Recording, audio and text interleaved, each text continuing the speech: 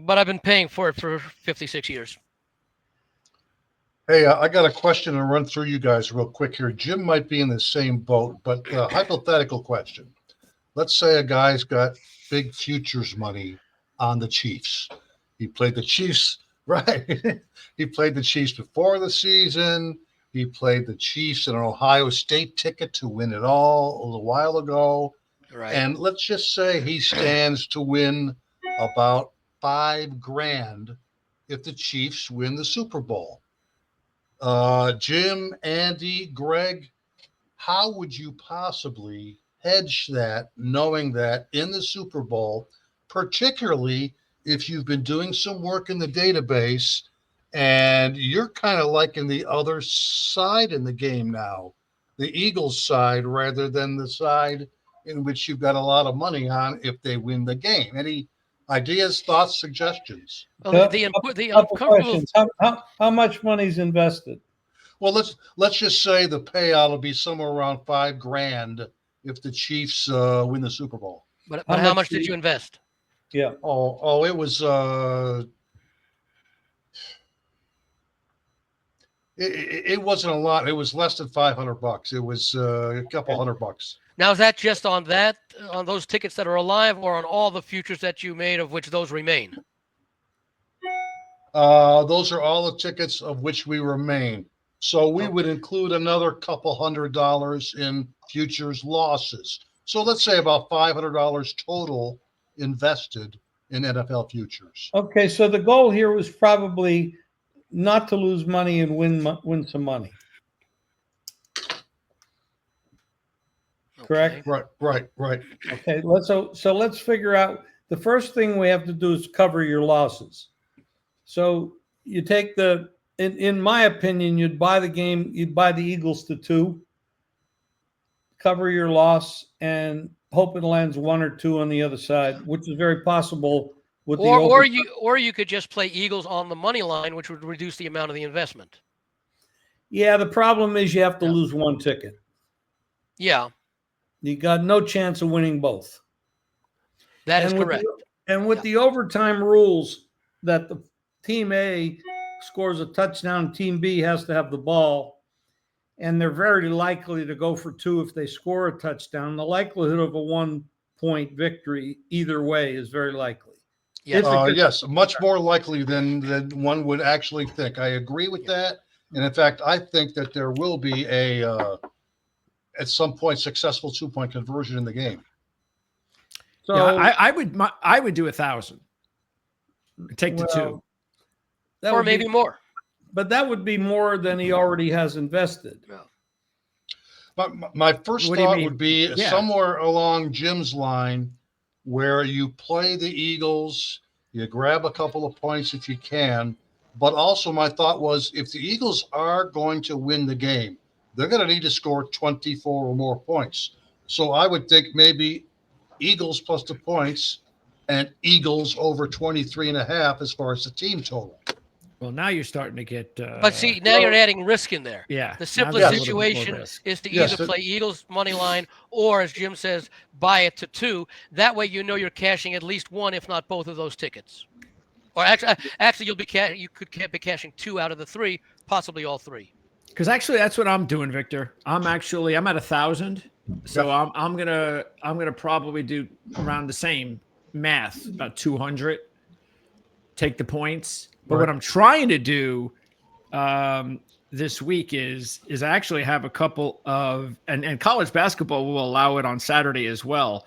I'm taking a tiny bit of like, hey, if I'm going to be making bets this week, well, why don't I make parlay bets instead of straight bets and make the second team Philadelphia? So I'm doing, all right, so if I do a golf bet, I'll do, okay, well, I was going to bet on that golfer this week at 15-1 or 20-1. Well, I'll do a parlay. I'll do 15-1 in Philadelphia.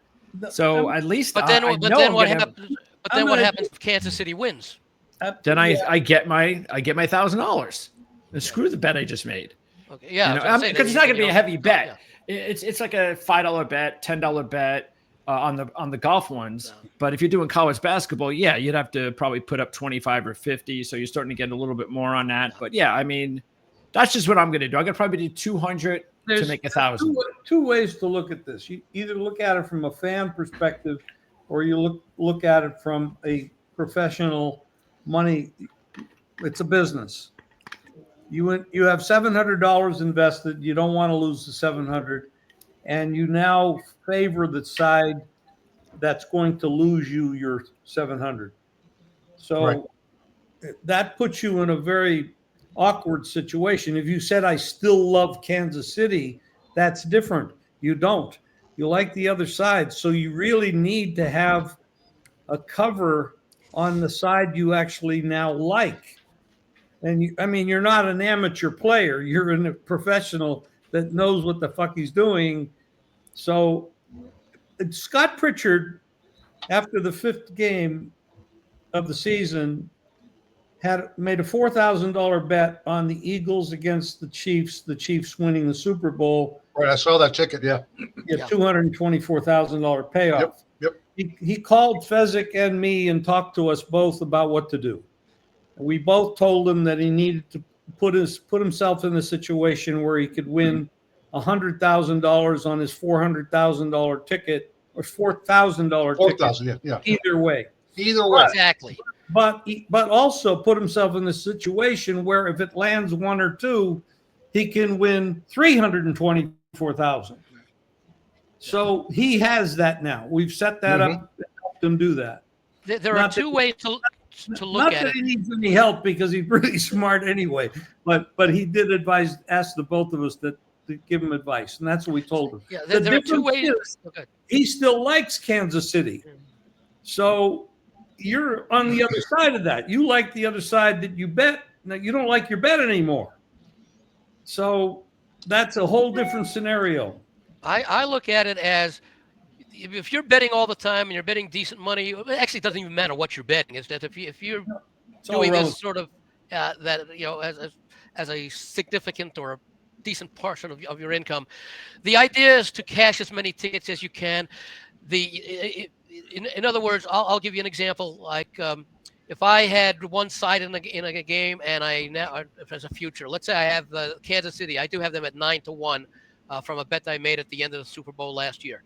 Okay, doesn't matter who I like in the other part of the game. I'm in a position now where I can either do nothing and risk losing the initial investment, or do something and guarantee myself a profit regardless of the result. And whether I had an opinion on the game or not, I would end up making a wager that would ultimately, when you factor out the amount that you would not collect, that you would lose an investment on whichever side loses, gives me the same amount. In other words, if I could win $9,000 if I do nothing but the Eagles, let's say the Chiefs win, okay, I would now bet enough so that maybe at the end of the day, I'll guarantee myself a profit of, say, $4,000, maybe $5,000, because I'll bet enough on the Eagles that I'll be betting on the Eagles and hoping that ticket loses, so that I guarantee myself the maximum profit. I don't not care which side wins. But don't you do something about maybe possibly getting both sides of the ticket to win?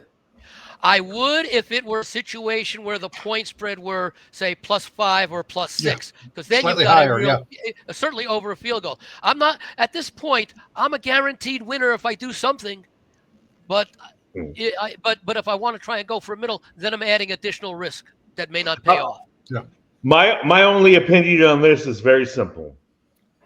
I don't remember a Super Bowl, last year's wild overtime game included, where I'm still looking for something. I have a lean, but I can't pick a winner.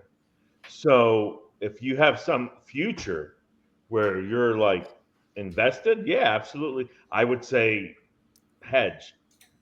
Like this is an amazing Super Bowl in that you have Patrick Mahomes and his experience and the number 2 defense against obviously Saquon Barkley at the best of his knowledge, like his labors, and the number 1 defense.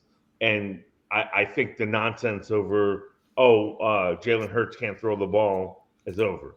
So he proved that. this is a really good Super Bowl. Like I I'm have curious to see what happens. I have a selection in the game, but anyone who wants to play the other side, I cannot argue with. If you like Philadelphia, if you want to bet Philadelphia, go ahead. If I like Kansas City, go ahead and bet Philadelphia, and I can't disagree with you. If I like Philadelphia and you want to go ahead and bet Kansas City, I can't, or it's the other way, however I said it, I can't argue with anyone who wants to play either side of this game. I think the thing is you have the Kansas City experience and their knack for winning games, which, look, 17 straight one-score wins, okay, against arguably, I would say most people would acknowledge that the Eagles are the better football team based on talent and roster. But that doesn't necessarily mean the better team is going to win, especially when you're talking about a competitive point spread. If you're talking about a game where the point spread is 6 or 7, well, then you know that team that's favored is arguably the better football team. I don't think you can say that in this situation. And Kansas City, whatever Philadelphia has an edge in overall talent, and you can again argue position by position versus obviously they have the better quarterback. But let's say overall roster, better all talent. You can argue that Philadelphia has it. Maybe it's not by all that much, but it's more than made up for by Kansas City's experience. Let me answer this from a investment standpoint instead of a handicapper standpoint.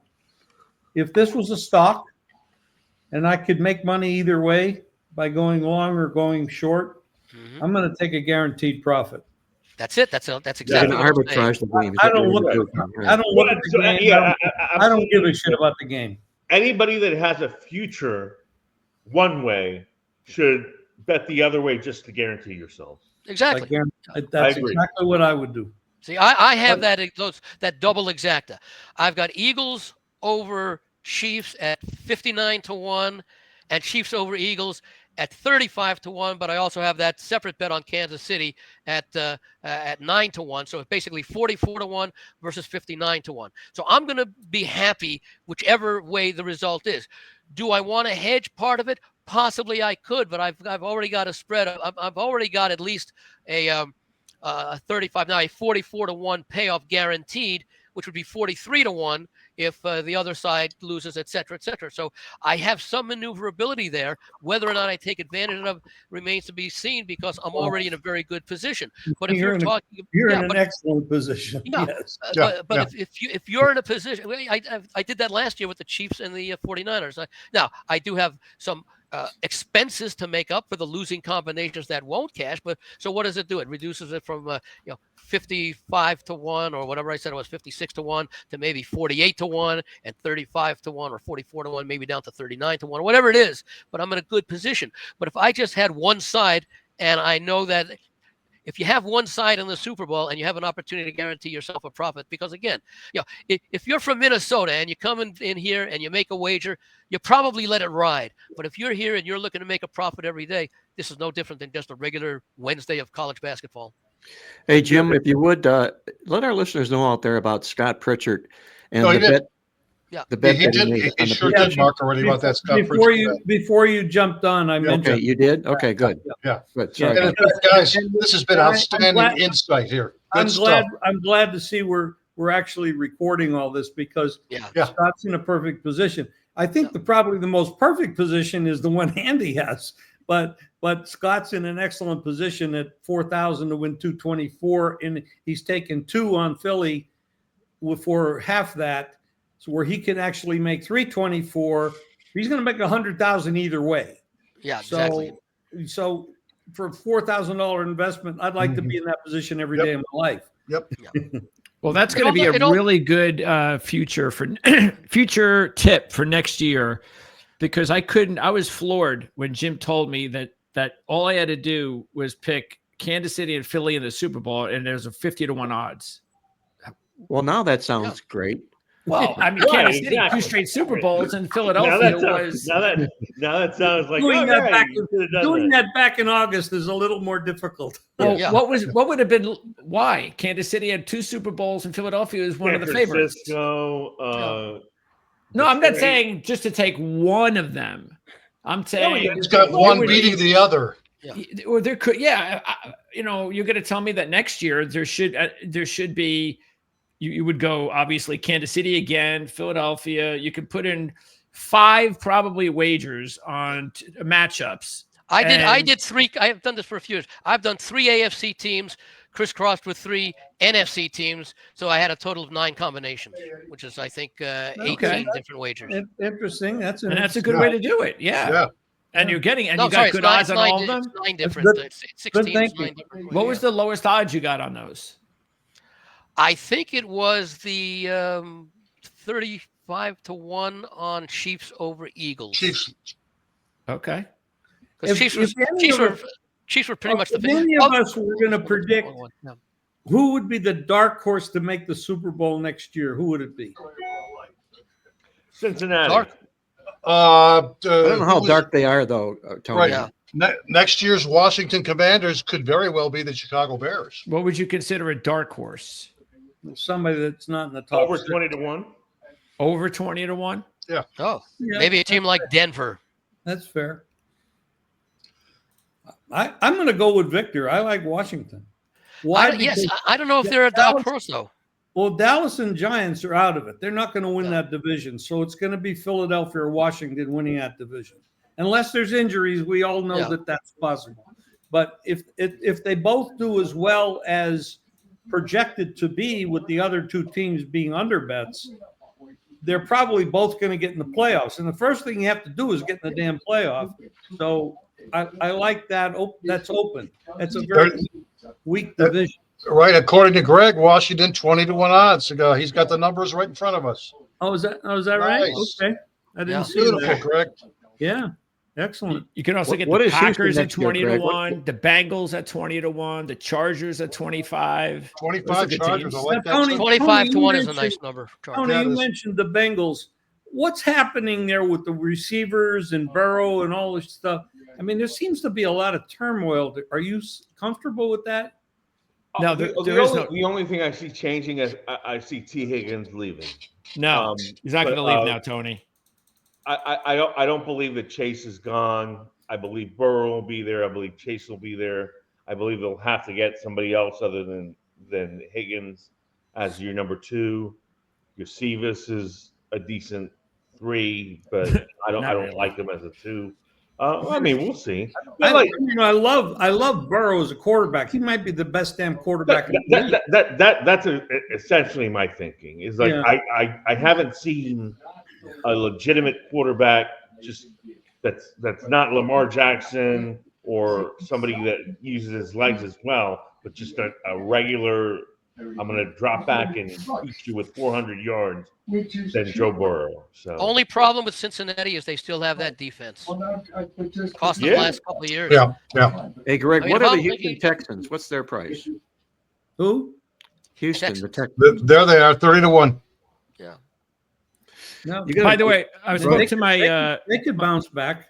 Yeah. I spoke to my Bengals insider when I did an interview a week ago, and I started off going over the free agents, and I said, well, obviously from the conversations we've had, and I hadn't have a conversation with him for like a month and a half, but he had said this twice during the season that there was no way T. Higgins was coming back. So I said, all right, so I know this is we're just going to get over this. All right, T. Higgins, we know he's not coming back, and he goes, nope. That's actually changed. I go, really? He goes, yeah. He goes, right now, Joe Burrow has made himself clear that he wants both Chase and T. Higgins back. And the Bengals are going to probably give in to him because they can still franchise Higgins for another year if they had to. Worst case scenario. Oh, wow. And they're definitely going to give Jamar Chase a big contract. So he's definitely going to. But he made it seem like that had completely changed. And his opinion now was that Higgins will definitely be back. Well, players love to be franchise contracted. No, yeah, I know, right? If he's franchised, he's gone in 2026. We'll see how that goes over. But so sometimes these guys that are franchised don't want to really play. No, they have to play. They got to play. They got to play, but I mean, yeah. They fake injuries. Fake injuries. You know. Well, guys, let's move it over to what we thought. By the way, Greg, this might be what you recorded. Much of it could be one of those like permanent segments up there talking about how to handle futures and hedging. Yeah, that's right. Good stuff there. Well, we'll see how it turns out on Sunday. Outstanding insight from these guys. Yeah. I think regardless of how it turns out, it's the technique that we're talking about. Sure, absolutely. Right. And just to put a bow on that, never use the cash out option on. God, no. Oh, online, that's terrible. no. What a robbery that is. Holy jeez. You might as well just throw your money up in the air and see where it goes. Never use the cash out option. But yes, hedging good. Hedging good, cash out bad. Yes, exactly. Okay, guys, let me officially ask you guys to start the show here. What NFL football team did you expect to be in the Super Bowl but isn't here? For me, it's Detroit. Now, are you talking about just amongst the 14 playoff teams or going back to the beginning of the season? I'm talking about what NFL playoff team, the team that made the playoffs, did you expect to be here but isn't here? And Jim said the Detroit Lions. I think they'll probably likely be the consensus. Right. Yeah. But are you talking about, so you're saying as soon as the playoffs began? Yes. What team I wouldn't have thought Detroit myself, because I had already made up my mind that once the guys were injured, that they just couldn't do it. I didn't think they'd lose to Washington, but I just thought so I would have said that. I would have answered Detroit to Jim's answer in the beginning of the season, but not before the beginning of the playoffs.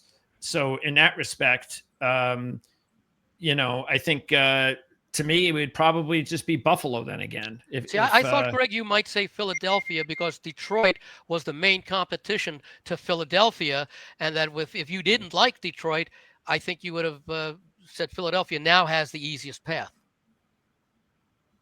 Are you as far as this answer? Yeah. In other words, if this question were asked at the start of the playoffs, who we thought was the team that would surprise you if they didn't make the Super Bowl, because you didn't think Detroit was. Well, going they to make did the though. Super Bowl. Okay, if we were going to include Philly, then yes. But I thought Mark's question meant outside of Philly and they didn't get here. Yes, exactly. Yeah. Okay. But if I did include those two teams, absolutely, I would include Philly. Yeah. I would also agree Detroit. I would too, Eddie. Golf imploded at the worst possible time. Jared Goff. We saw what happened when quarterbacks implode late in the season. You could probably ask Sam Darnold about that. Karma hit Jared Goff hard. One of the worst outings of the season on the biggest stage. He threw that pick 6 against Washington. I know they had their difficulties with their defensive injuries, but in a game when the Lions needed him at his near best, he was at his near worst. Yeah, unfortunately, I don't want to say he lumped because we haven't seen that from Goff before in the past. It was obviously a bad football game for him, but they're the one football team I honestly thought to start the playoffs that was not going to be here, Detroit. I wasn't at all surprised that maybe in the way that they lost the football game and to whom they lost, but they were the guy that I thought had holes, especially defensively. And I think they were going into every football game they played, they were likely to be outcoached. And lo and behold, what happens to Detroit? Injuries, and they were outcoached again. What do you think about Baltimore, Mark? Because you like them, and they went out fairly early, considering we've kind of seen this before. They win their first round game, not a major deal, but then that second game, which is a big one, they just can't get over the hump right now with Lamar Jackson. Well, looking back, hindsight's always 20/20. And if I look back on the Baltimore Ravens, when I liked them to win the Super Bowl, make the Super Bowl, win the Super Bowl at the start, the thing that I really probably overlooked is the fact that they had to play their first couple of games on the road. And it's where it ended up biting them. There's no question about that. And I fell in love with the fact that they had simply just utterly dominated all other playoff teams all season long. They won them by over 120 yards a game average. They didn't lose the stats in any football game. The odds makers knew that. They were priced accordingly. They were very, very short. But you were probably, for all intents and purposes, trying to make a team get there by having to get there by playing on the road. And that was probably the biggest mistake. I will absolutely step in here and say Baltimore's my team on your answer. And the way that game played out, just kind of goes to show how special it is for Philadelphia and Kansas City to come to fruition the the way they have, because you never expect Mark Andrews to have that game-changing fumble and the drop on a 2-point conversion. Well, let's talk about that 2-point conversion a little bit. When you go back and look at that pass, was not accurate. It wasn't great, but that was a very Jim, I'm gonna stop you right there. If it hits you in the hands, you gotta catch it, brother. Not these hands. No. Jim's a surgeon, not his hands. No. Well, Tony, I felt the same way in the Penn State playoff game when against Notre Dame. When Aller threw the ball to the running back, he had to kind of do this, and he dropped it, and all the blame was on the quarterback. And I'm like, well, come on. I mean, it wasn't the best pass, but if you can't catch that pass, I'm sorry. I mean, Jackson had a little bit of that on his pass. He did. It didn't get there as quickly and directly as it should have. There was a little bit of hesitation waiting for the ball to get there, but it was still a catchable ball. No excuses. Yeah, no, I mean, look. Obviously, you want the perfect passes. You want Joe Burrow throwing you the greatest passes. But if you can't, if you're as a professional receiver, tight end, running back, college, whatever. Now you're a professional in college. If you can't catch a pass that hits you in the hands, that's on you. That's always been my stance. Can I back off my statement now that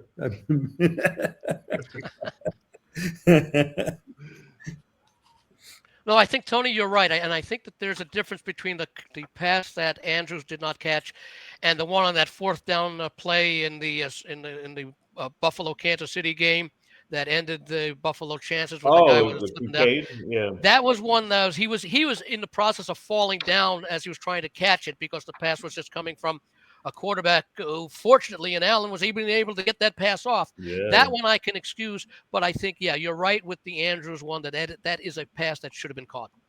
If Kincaid makes that catch, and again, I think I'm in agreement with you.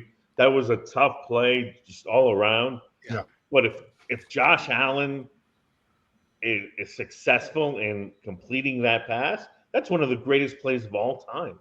Like, we're sitting here and watching that and saying unbelievable with the pressure that he had. That's David Tyree upside down. Of Josh Allen. Yes, exactly. No.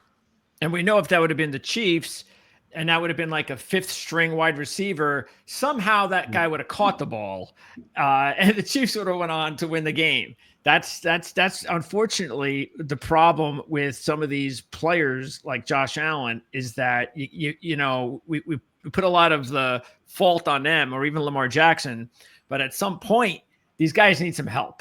They need a little luck, a little help, and right now those guys, nobody's getting it except the Kansas City Chiefs, and the Eagles are gonna look to put an end to that run by the Chiefs on Sunday. Correct me if I'm wrong, guys, but did I see a player, a Buffalo wide receiver, just to what would have been the right of the tight end, Kincaid, enter into the picture? And could that have maybe made him hesitate to think he was crossing over in front of him to get the ball? Did you guys see that? I wasn't paying attention to it. Whenever I see someone drop a ball, though, that's difficult, if I see it like it's in his hands, then I know that, okay, come on, it was in your hands, dude. With Kincaid, it's like his hands went up, and before he even could get his hands up, it went right through him. So I didn't even know if he saw the ball. And that's why I think it was such a tough catch, because he was like in a completely weird position. Right. He's trying to come back for the ball. Allen was not necessarily throwing to a specific receiver. It was more throwing the ball. It was a mini Hail Mary, yep, in which he was just throwing to an area. Yeah. It was 4th down. He had no choice. He had to get rid of the ball. Yeah. I would think that, and I haven't seen it, but I would think that Dalton Kincaid feels that he needed to come up with that. I'm sure he's going to say that. He really had to go against his momentum to any sort of catch. If you look at the end zone view of that catch, Tony, you're absolutely right, because he got 2 hands on it, but he completely had to change directions absolutely, to secure a couple of hands and balls on it. Yeah, Absolutely. let's check it out here. So let me see. Yeah, I mean, I honestly, it's one of those issues where There you you go, Greg. Nice. like There's the play. there's immediate pressure. Here it is, and then Yeah. I'm gonna heave it up, and then you're right there. Yeah, there was 4 Yeah, red there was jerseys someone in right there, near man. him. Yeah. Yep. You go back, if you rewind that a little bit and you look at the back blitzing, that's where that all came from. That Spagnuolo blitz from a back caused that whole thing to be this. Right, and they said that was the first time Spagnuolo sent that particular blitz. In this game, but he does that. Oh yeah. He has the most varied scheme of blitzing of anybody, and that's what causes a lot of these guys trouble. And Well, it that's looks like what makes coaching so invaluable when you have special plays that you don't use until critical late game situations because you haven't shown it all game. And so the opposition, the offense in this case, isn't expecting it. And we see what happens when it's sprung on them by surprise. Getting Mark, back, you might be right, Mark. It looks like Mac Hollins may have been the guy in front of him there. It looks like the wide receiver. Yeah. Yeah, and even judging by that replay, I can't. That's clearly his ball. Yeah.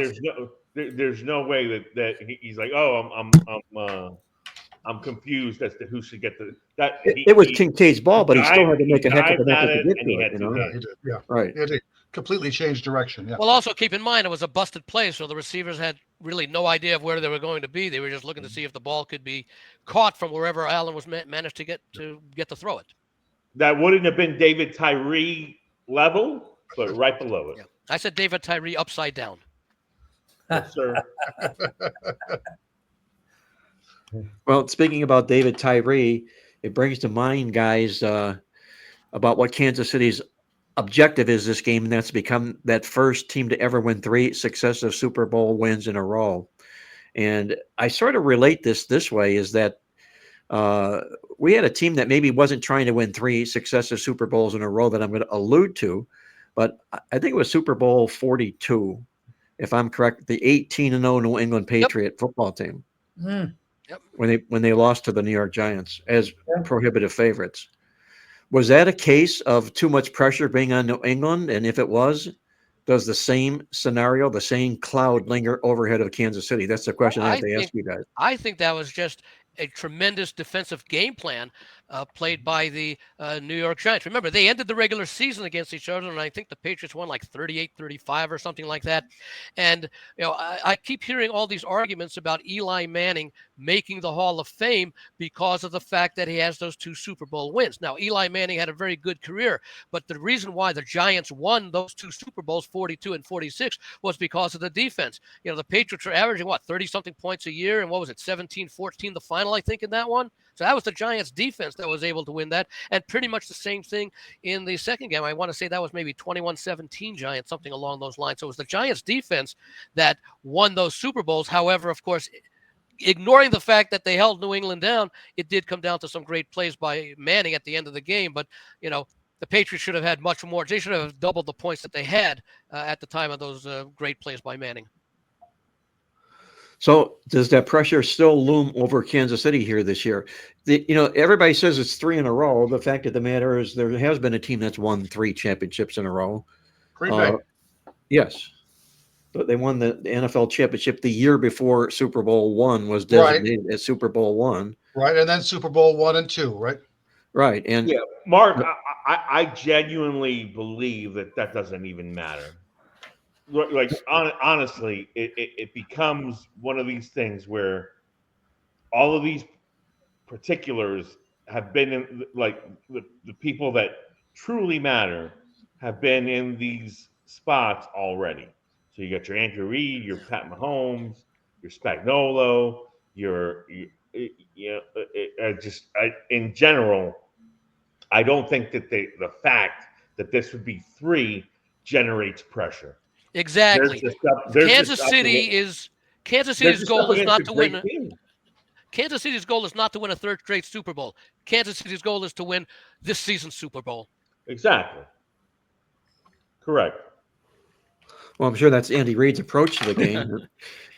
That's the other big asset that, aside from Patrick Mahomes, obviously Kansas City has, is Andy Reid. We all know what he's done, how especially strong he's been with extra time to prepare for opponents.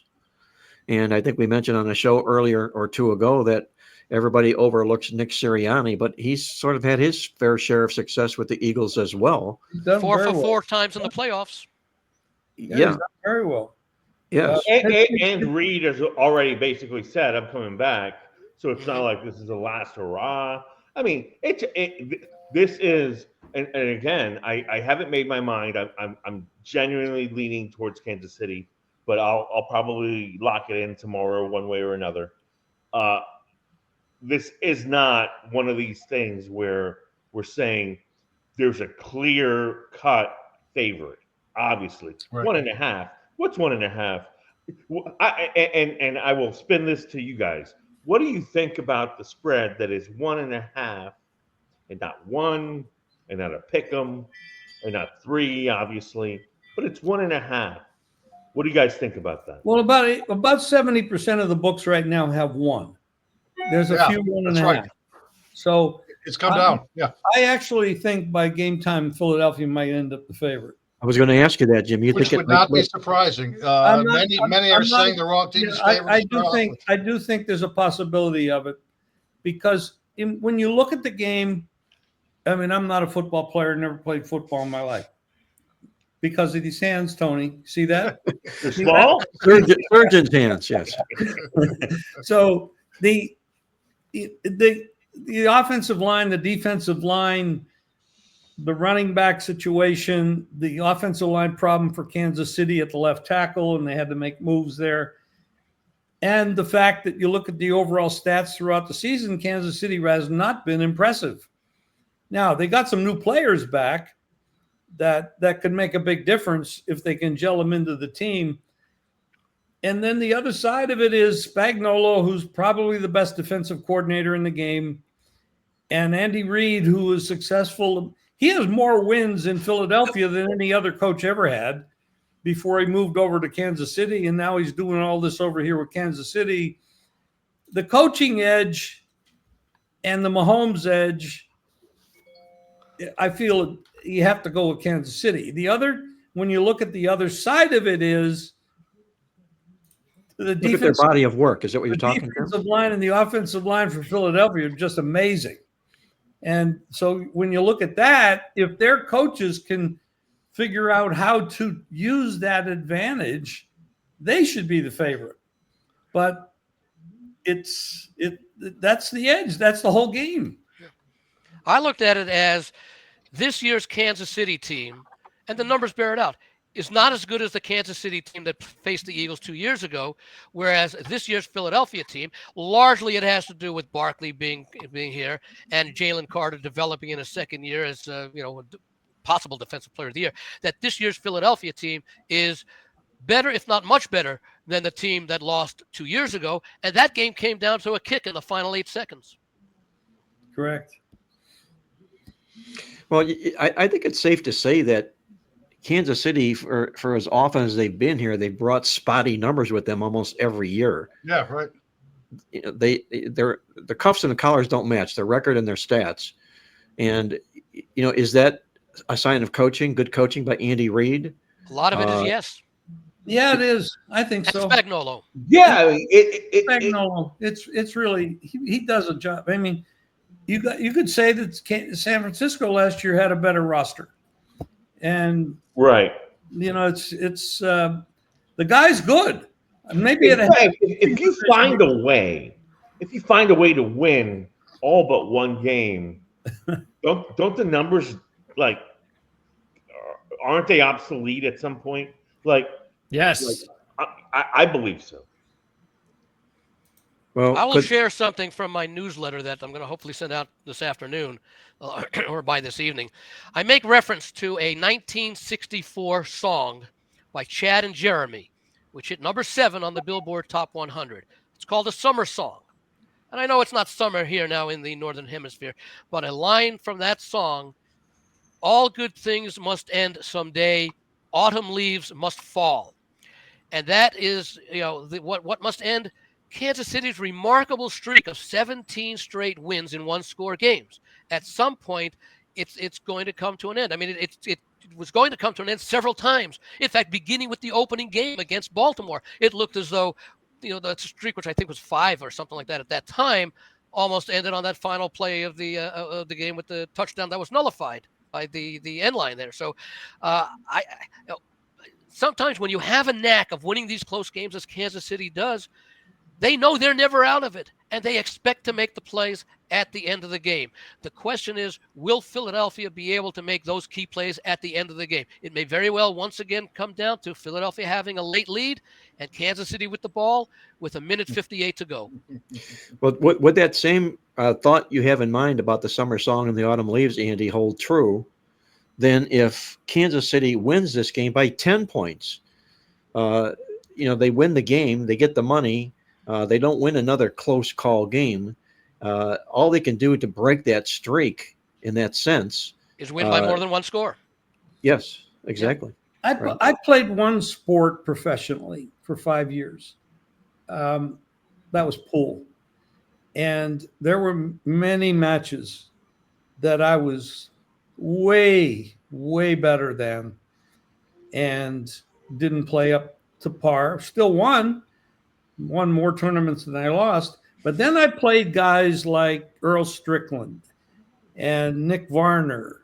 And the worst of all was Efren Reyes, who was by far the best player that ever lived. A Filipino guy, very nice man. And it was just, forget it. I didn't belong there. I should have been somewhere in Mexico hiding rather than play that guy. I mean, it's bad. He was just so damn good. If you ever look him up on the internet, incredible. I also played Willie Mosconi and Minnesota Fats and people like that, but that was a different generation. But I'll tell you, when somebody's really good, they don't get nervous. They, like you just said, they feel confident. You can have them in the worst situation, and there's something about them that comes out. It's I don't know. It's in their DNA. I mean, psychological something. Yeah. The skill level has to be there as well. It's not coming from nowhere. But man, I'll tell you, when Reyes wanted to kick your ass, he kicked your ass. He made you look good for the first hour, but then, oh God, it was bad. Well, there's no deer in the headlight looks at all with Patrick Mahomes, Travis Kelce, having been there, done that, and fully confident. The question is, I think that would maybe fall more toward Jalen Hurts. He kind of gets bad rapped and knocked around, and even though he's put up really decent numbers in the postseason, he's the guy that's more likely to have that deer in the headlights look than Patrick Mahomes in this football game. Yeah, but didn't he lead the Eagles down to that tying touchdown and 2-point conversion 2 years ago to make it 35-35? Yes, so he's proven that he could do it. It's just, again, and what about the game where Kansas City was beaten and they had 18 seconds left? He had a great game that day. Yeah. He really did. I would say and Kansas City showed it again against Buffalo just 2 weeks ago. One thing that I'm looking at in this game is that I believe personally that it's easier to shut down a rushing attack than a passing game. And we have, obviously, Saquon is the top playmaker in this game. And then we have a Kansas City passing attack that's got, obviously, the best tight end in history, even though he's past his prime. You've got 5 receivers that are now all healthy. And if you look at Philadelphia, you have A.J. Brown, Devontae Smith, the tight end. Goddard. Dallas Goddard. And that's it. That's it. You got Jahan Dotson as your number 3 receiver, and he's not good. He hasn't proven anything. How much is the loss of Dent going to hurt them in this game? The one of who? What's his name? Dent? The Philadelphia defender? The last name Dent? I got the wrong name? Oh, Jacoby Dean. Dean, excuse me. Yep. Excuse me, Dean. I mean, it doesn't help, but I think they've overcome it. Well, you'll find. I mean, the injuries like that, you definitely notice them more in when they have to play the better teams. And he was, it's an important part of the team. Being able to get everybody aligned and all of that, and so no question. But so far as Tony said, they've gotten over it. It hasn't been something that's hurt them so far, but now they've got the biggest test yet. And we're also waiting to find out if Brandon Graham, even if he plays, how effective is he going to be? Same thing with the Eagles' offensive line. It looks like, the center's going to play. How effective is he going to be? But for the most part, if most of these guys play, especially since it's the Super Bowl, I don't think excuses. I don't think injuries will come into play. Where if they lose, it'll be I wasn't 100% or anything like that. So, if this was a regular Sunday game with 14 other games or whatever number, and was the same situation on let's say a neutral field in England or something, same line, same situation. Exactly the same, but it wasn't a Super Bowl. Who would be favored? That's a good question. It might be very much the same. Kansas City might be a similar favorite because remember, Kansas City had the best record in the league for basically the entire season, and Philadelphia was right behind them.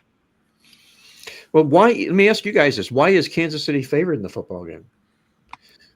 I think it's because the AFC's the AFC has the better teams at the top of the conference, the Kansas Cities, the Baltimores, and the Buffaloes, where Philadelphia, the NFC was more of they had the top like 8 or 9 teams, and Philly's really good, but what else was there? Well, there was Detroit until the injuries happened. So I think that's what it is. I think that the AFC really, those top teams, and look, the Chiefs have won the Super Bowl the last 2 years representing the AFC. They are the defending champs. Yeah. I'm also going to put a different spin on it because it doesn't come into play except during the conference championship games and the Super Bowl. And that is these are opportunities for sports books to manage their futures liability by making adjustments to the line that they might not normally make. In other words, let's say they have tremendous exposure on Kansas City, so they're going to want to attract some money on Philadelphia to sort of even off that exposure. So maybe they make Philadelphia look a little bit more attractive than perhaps they should be. If the exposure is even, I wouldn't be surprised if this game had opened up pretty much even. But that's something that you have to keep in mind because it's and the same thing during the AFC NFC championship games because following that game, all the futures for the AFC and NFC championship are paid off for the year, and the books are closed. And after Sunday, all the Super Bowl futures will be closed for the season. So it's a last opportunity for books that want to, and most books do, because they may have opinions on the game, but their best opinion is I want to keep my job, so I want to make sure we're in the best possible position in the futures market. Do you know what the exposures are? Do you have any idea?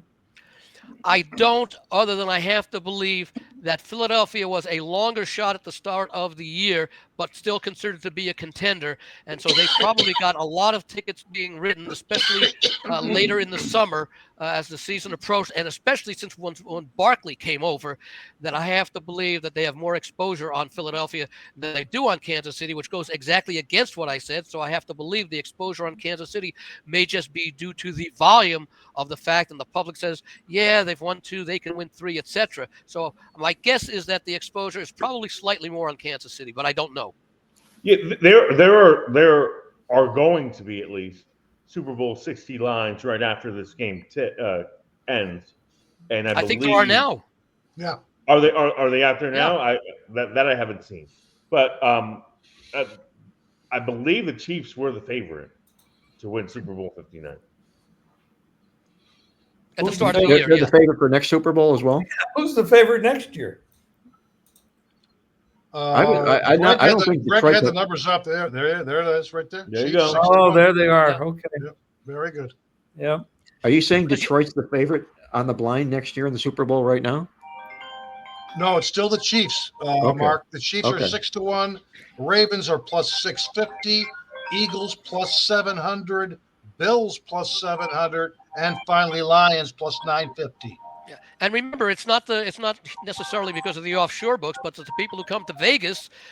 They cash their tickets or whatever, and they're here once a year. Let's say for its conference championship game or right before the Super Bowl. They want to reinvest that money right on the spot right there. So that's why they put these numbers out so far in advance. I would have jumped all over this Lions line as soon as the season ends, or if I was going to start making predictions already for next season. But you can't now, or at least I can't now, because now they have new coordinators. Yep. And that is going to change potentially everything about this team. You're missing the key, though. Next year, Kelsey's going to retire, and Swifty won't be in the stands. Like his brother? I had to throw that in there. The NFL agreement to let the Chiefs win every game is null and void. Taylor won't win, so Taylor won't be there. That's the half point that makes it -1.5 instead of -1. There's another thought, guys, I want to share with you. And I heard this on your pizza show, Jim, which is a great show that you do. And everybody can watch that here on the Proline TV network. And if you're not familiar with Proline TV, this is where the Playbook podcast is now being viewed. And Proline TV is going to be your one-stop source for anything that you want to talk about, see, and even ask questions about when it comes to sports gaming. Proline TV. And Jim does a pizza show in Las Vegas, very popular pizza show, I might add, because not only is Jim the featured guest there, but he also brings a wealth of knowledgeable people in the city of Vegas to the show every week. Andy Isco being one of them, I should say that. That's right. A few weeks ago, yes, had a lot of fun. On your last show, Jim, I noticed Steve Fezzik was in the crowd. Yes, he was, and Bill Krakenberger, and yes, and several other. We've had Aaron Renning, Andy Isco was there. We've had, the funny thing, not funny, but we live in. Did you have Scott on there at all? Was Scott on there? Was Scott? Yeah, Pritchard? He's been on. Scott Pritchard?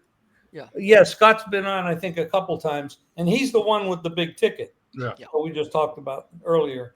The one thing about Las Vegas is a lot of people came here from all over the world to try to make money gambling. Very few have succeeded, but the ones that succeeded are still here, and they're on the show, and you're getting this tremendous gaming, betting, management, money, and angles.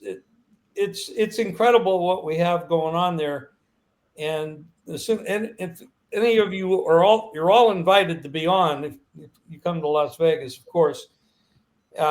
It's really amazing, and it is all free. Proline TV on YouTube, and we air it there. And the name of the restaurant, by the way, it's the Pizza Show, but it's Dom DeMarco's on West Charleston. Great Some food. of the best food in Vegas. Yeah, and Albert Scalliot is the owner, and he does a fabulous job.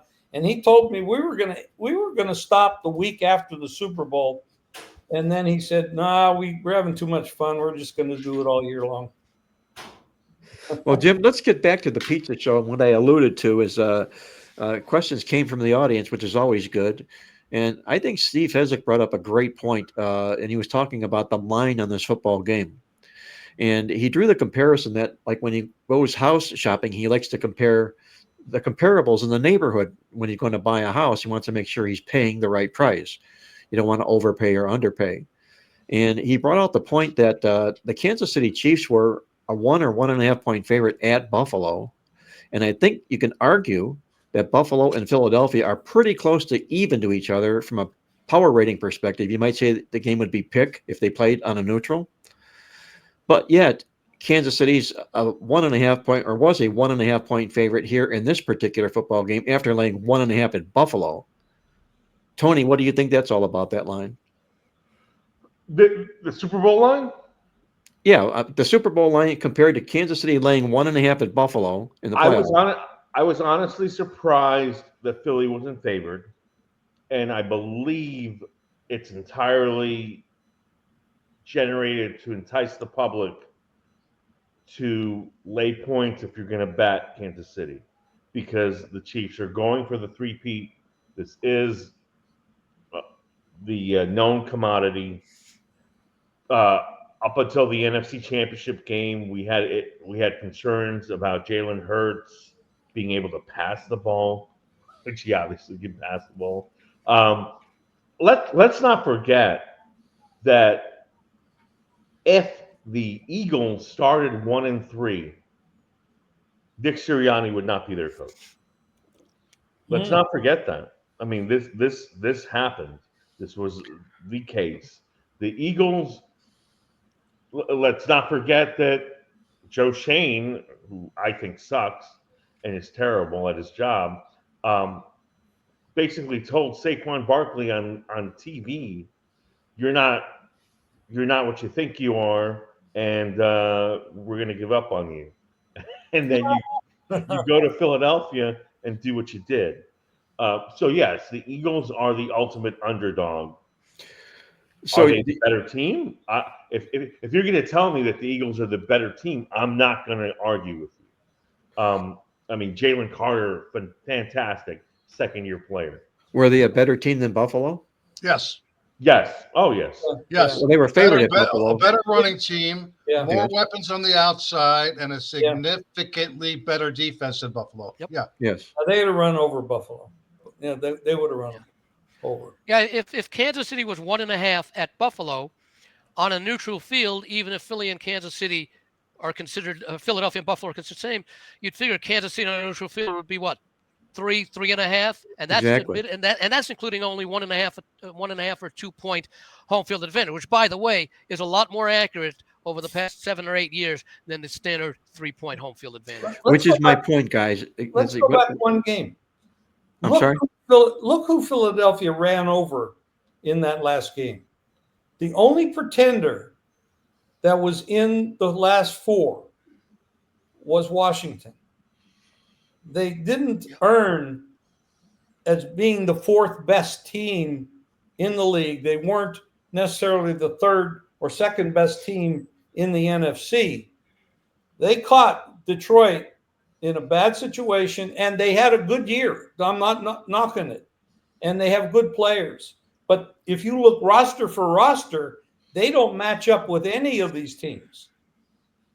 Jim, even before that, you could clearly find people that would say if it wasn't snowing, the Rams would have beat them. Yeah, right. Exactly. So let me ask you this, Victor. If and I'll let this go because I keep harping on it. It's only because there's a point I want to drive home here. So as Andy said, by a comparative line, the Buffalo game in Kansas City, by that same comparison, on this neutral field, Kansas City should be 3 or 3.5 points. Yet they only come 1.5, and now it's down to 1. Don't you feel the odds makers know that the betting public is going to be all over Kansas City, and this Kansas City number should be jacked a little bit rather than come down? Have you seen splits, Andy, on this money-wise? I have not. I can give them to you. Give me a second. Sometimes there's a lot more bets on one side, but a lot more money on the other side. The other, yeah. That'd be interesting to look at it. I haven't looked at that. Where are you? Victor, have you noticed anything? Have you noticed anything in the over/under total this year in this Super Bowl, as opposed to other Super Bowls that we've seen? Is this number up a little bit just because of the name of the 2 football teams and the fact that they're very popular, high-scoring teams? It hasn't moved too much. We're still in the neighborhood of anywhere from 48 to 49. There's some 48.5s out there as well. The last 2 Super Bowls have been pretty high scoring, 60.0 total points per game. The last 10 Super Bowls with an OU line of less than 51 have gone 8-2 to the over. Ooh. What perplexes me in regards to the OU line is the low point spread. Let's just call it right now 1.5. KC, their implied team total is 24.5. Philadelphia basically 24.0. So now you start asking yourself, with 2 implied scores so close to each other, how has that turned out in the playoffs? In the NFL playoffs, when both teams score 21 or more, There's been 133 overs, only 11 unders, 92% over the total. Wow. Oh my God. And finally, again, with both teams suggested scoring 24 or more points. In the NFL playoffs, when both teams scored 24 or more points, there has been 94 overs, only 2 unders. It's 9.79. It's 98% on the over. So again, if you think both teams will get to 21 or more points in this game, you're almost pot committed to bet on the over. Well, how What's about the this? line been? What's the line been in those perfect, games? Here's the perfect bet. Bet both teams to go over the total. One of them's going to do it. The worst you do is split, and you might win both of them. Right. Also, let me see here. Last 2 years, indoor playoff games, 6 overs, only 1 under. In the Superdome, the last 5 games last 5 Super Bowls played in the Superdome in New Orleans, 4 overs, only 1 under, 55.8 combined points per game. Finally, any playoff game in which both teams have an outstanding win-loss percentage of 800 or more, 9 overs, 1 under, dating back to over 10 years now. So basically everything I have in the database says it's going to be higher scoring than people think. Well, let me ask you this, Victor. You say with both teams, when both teams in the game scored 24 or more, etc., or 21 or more, in how many of those games that that both teams meet that was the total line significant in the range of, let's say, 48 to 51, so 48 or higher, let's say. The average line in those games in which both teams scored 24 or more, the average line was 50.5 points. 50.5 points. And those games, again, went over at a 98% percentage. We're a couple points below that. Yeah, because that would have my initial thought was that may have included some games where the totals were, say, 43 and the final score might have been 28-24, something like that. Right. Now, those games did have high over underlines, and I've just been told by Mark that he's got to run to the little boys' room. He'll be back in a minute. All right. Well, actually, he told me in a text behind the screen there, Victor. So I'll let Mark know that you let everybody know that he had to go to the bathroom. I can't tell Victor anything. I have to leave too because I got to go to the strip club. Yeah, that's not excusable. You've got a phone. Take us with you. As long as it's not the Chippendales, that's okay. You can manipulate stats any way you want. The one stat I think is very interesting is that I'm sure you've seen the stat that in the Super Bowl, the team with the lower overall winning percentage has gone now 16-1 ATS in the last 17 Super Bowls.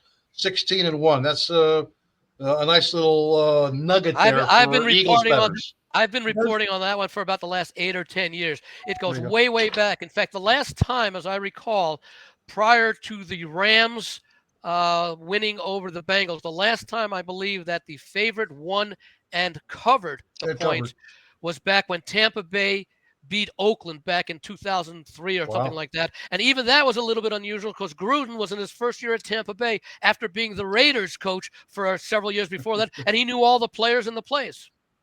So that's how often it's been. A question on that. When you break that down by point spread, I mean, we really have a very small underdog here. It's 1 point away from pick'em in a lot of places. So if you broke that stat down by point spread, let's say 1 or 1.5 dog, what is that stat?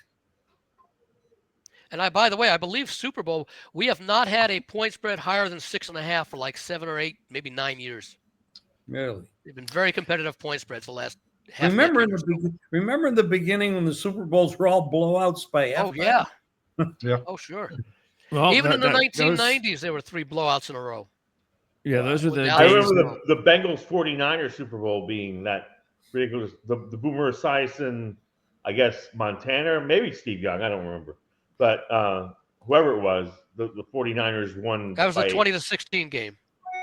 No, the one they won by 1 million. Like I got. Well, I don't think that was Cincinnati. Cincinnati was a 20-6 game with John Candy in the crowd and probably Montana the looking at it. Chargers. Yeah, the Chargers game. Yes, the the Chargers and That's what I'm 49ers. thinking of. Yes, Okay, 49, you're right. like 46-29 or something like that. Yes, Well, I remember that one because San they Francisco didn't show the final play of the game, which had a lot of importance for some of the props with the quarterback kneel down because they were busy showing the 49ers celebrating. No. All right, so I'll say something accurate now since I said something inaccurate. The Eagles are at 78% on public money and 64% on hold based on the info I'm looking at. Really? Okay. Yes, sir. Well, that might indicate that the Eagles could end up the favorite. Correct. I hope so. That'd be great. If you're betting the Chiefs, that'd be great. But that to me would be stunning, only because so much public money will come in. And again, I don't want to confuse our things, as we said earlier. Like, public money doesn't drive lines, but at the same time, like, books want to be on the winning side of it regardless. So it would surprise me if there are substantial bets made on Philadelphia.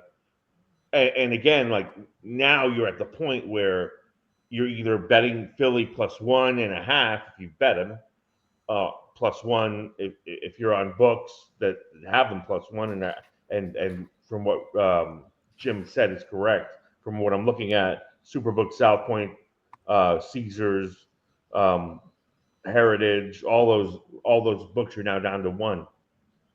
You're betting Philly plus that point, or you're betting Kansas City money line. Like, it would surprise me to see Philadelphia favored on Super Bowl Sunday. But again, the numbers do say that right now, Kansas City. Most people like Philadelphia. You know, there's going to be some 7-figure bets on this game before it goes off. Absolutely, which nobody should do, but yes. And those will probably be what, Jim? Saturday night, Sunday morning, or Sunday by noon, let's say. Yeah, they're going to push this number one way or another. They're going to push. In fact, I just opened up the database just to take a look at really, really, really short favorites in NFL postseason play. Favorites of 1, 1.5, or 2. So 2 points or less favorites. In the NFL playoffs, they've gone 12-31 ATS against the spread, dating all the way back to the 1980 season. The short favorites of 2 or less points do not do well in postseason play. 12-31, including 1-5 ATS in the Super Bowl too. But what's interesting there is because if you're favored by 1, 1.5, or 2, the public is going to say, "Oh, I can play the favorite and don't have to lay a field goal." Right, and they got burned. Right. And remember, the majority, if not all, well, a lot of the postseason games, obviously, you have home field advantage, but the Super Bowls are basically neutral. That's an incredible stat. It really is. All right, let's give the viewers something I'm sure they're tuning in for, and that are props. Everybody wants to play props for the Super Bowl. Well, I sent you mine. You have almost all. Well, yes, I'm not gonna be giving out all 20 of your props to the general public. Maybe I'll pick out a couple. Now, be nice to me. I wasn't 20. It was 11. Okay. Okay. Maybe Greg had double vision, Jim. He does. No, he sent it. Actually, it's because he sent it to me. I think he sent it to me twice. So let's go over everybody's favorite Super Bowl props. So we won't be starting with Jim. Let's start with Tony. Tony, do you already know what you're going to be playing, or what your favorite Super Bowl, or again, if you want to hold a couple off because you're selling them, but you'll give a couple away for free, just let us know what you want to give away here. If you could do that, it's up to you, obviously. Sure. Look, yes, I will be selling them obviously on multiple sites, so there's stuff that I need to do. I like the under on Patrick Mahomes passing yards. 251.5 to me strikes me as a little high. I like the under on Jalen Hurts passing yards. 211.5 strike me as a little high, especially since although Hurts had a great NFC championship, we've seen him struggle to really throw the ball over the last few weeks of the season. So those would be my thing. And then touchdown scorer, I'm looking at them. Do we like the tush push at minus 115 at any point in the game? I mean, you have to ride that. That doesn't seem very wow. I'm surprised it's almost even. Well, and Barkley's at minus 190, which I can't prescribe because what's that for? At any point. So no, the 190 for Barkley. What's that? Anytime touchdown. Oh, a touchdown. The other one you were talking about, Tony, was the tush push has to be successful for a touchdown. A Jalen Hurts touchdown minus 115. Okay, so yes. I mean, he could run it in for 30 yards from 30 yards out. But the bottom line is like they get into the 1 yard line, they don't even think about Barkley. Trust me, I've lost money on this. It's always Jalen and the tush push. So, do you guys think that at some point that they're going to find a way to change that rule this year? Tony, question. So you think next year it'll be over? I believe so. They'll address the off season. Yeah. Tony, okay. on your passing yardage, which I agree with you. Not that that's important, but there's another stat with the quarterbacks as passing attempts. Mm-hmm. And what do you think of those two numbers? Well, obviously they're correlated, but at the same time, I think it depends on how much Philadelphia wants to just rely on Saquon and running the ball, because then it becomes a shorter game. And obviously, I think Mahomes' passing attempts probably becomes more realistic. His passing yardage is significantly higher.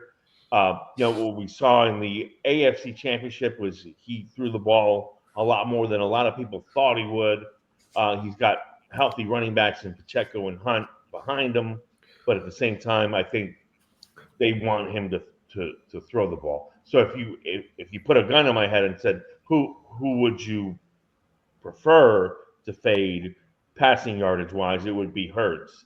And again, Hurts's number, I believe, was in the 170s to 180s. Well, I'm not talking about the yards. I'm talking about the attempts. Yeah. But I'm just saying, like, yardage wise, he was in the 170s to the 180s in the NFC Championship against Washington. It was. Yeah. Now that he's at 211, I would bet the under on everything passing yardage for Hurts, even if they win.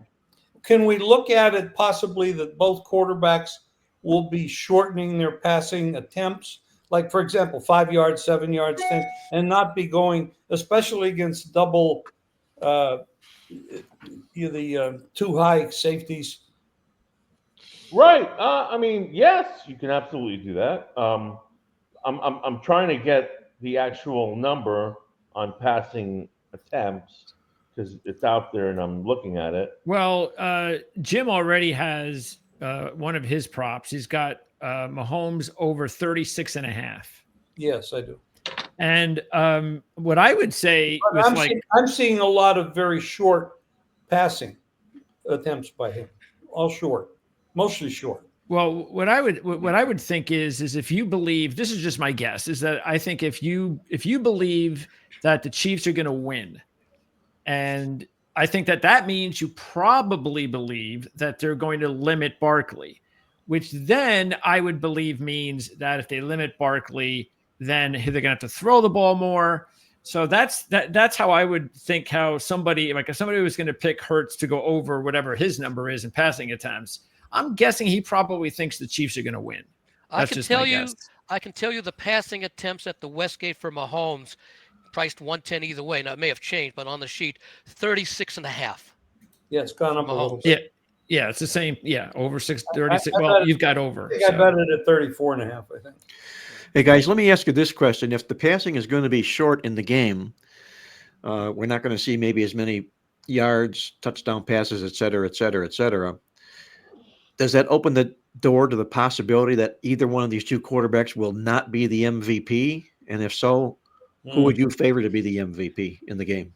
Not necessarily. It's only going to take touchdowns. We could see Mahomes with 196 yards passing and 3 touchdowns, and they'll give him the MVP. I would think if it's not a quarterback, it would be a defensive player. Well, currently, you got Mahomes at plus 110 to win the MVP. I'm looking at what app is this? Because I want to give them accurate thing. It's Caesars. Plus 110, and then Barkley's actually ahead of Hurt. Right. So he's plus 220. Yeah, as far as the by the way, Mark, we're doing best Super Bowl props right now. So here is the MVP numbers. Okay, and of course, this will range a little bit here and there. So Barkley's, I mean, when was the last time we saw a running back as the number 2 option for MVP in a Super Bowl? It's probably been a while. Well, we haven't had a Barkley performance in years. It's because Barkley's the MVP of that team, not Jalen Hurts. Honestly, if I wanted to make money here, I'd go Xavier Worthy. I think I mentioned last week, I took Xavier flyers Worthy on Jalen Carter and Chris Jones. One was 70 or 80 to 1. The other one I think was about 90 or 100 to 1. So Greg, bring me up to speed, if you will. I had to jump out for a second, and I'm back now. How far did we get on the props where we're at in the show? We just started. Tony was the first one. We're nowhere. Yeah, we just started. Yeah, Tony. Okay. Yeah, we continued that conversation that you left for about 15 minutes. What's the price on Noah? On who? Noah, the other tight end for KC. Gray, excuse me. Noah Gray. Yeah, Noah Gray. Yeah. Was he even on there? 400 to 1. There he is. 400 to 1. Yeah. He might. Okay, not for that bet, but you might look at him as being very active in this game. Okay. Why do you say that?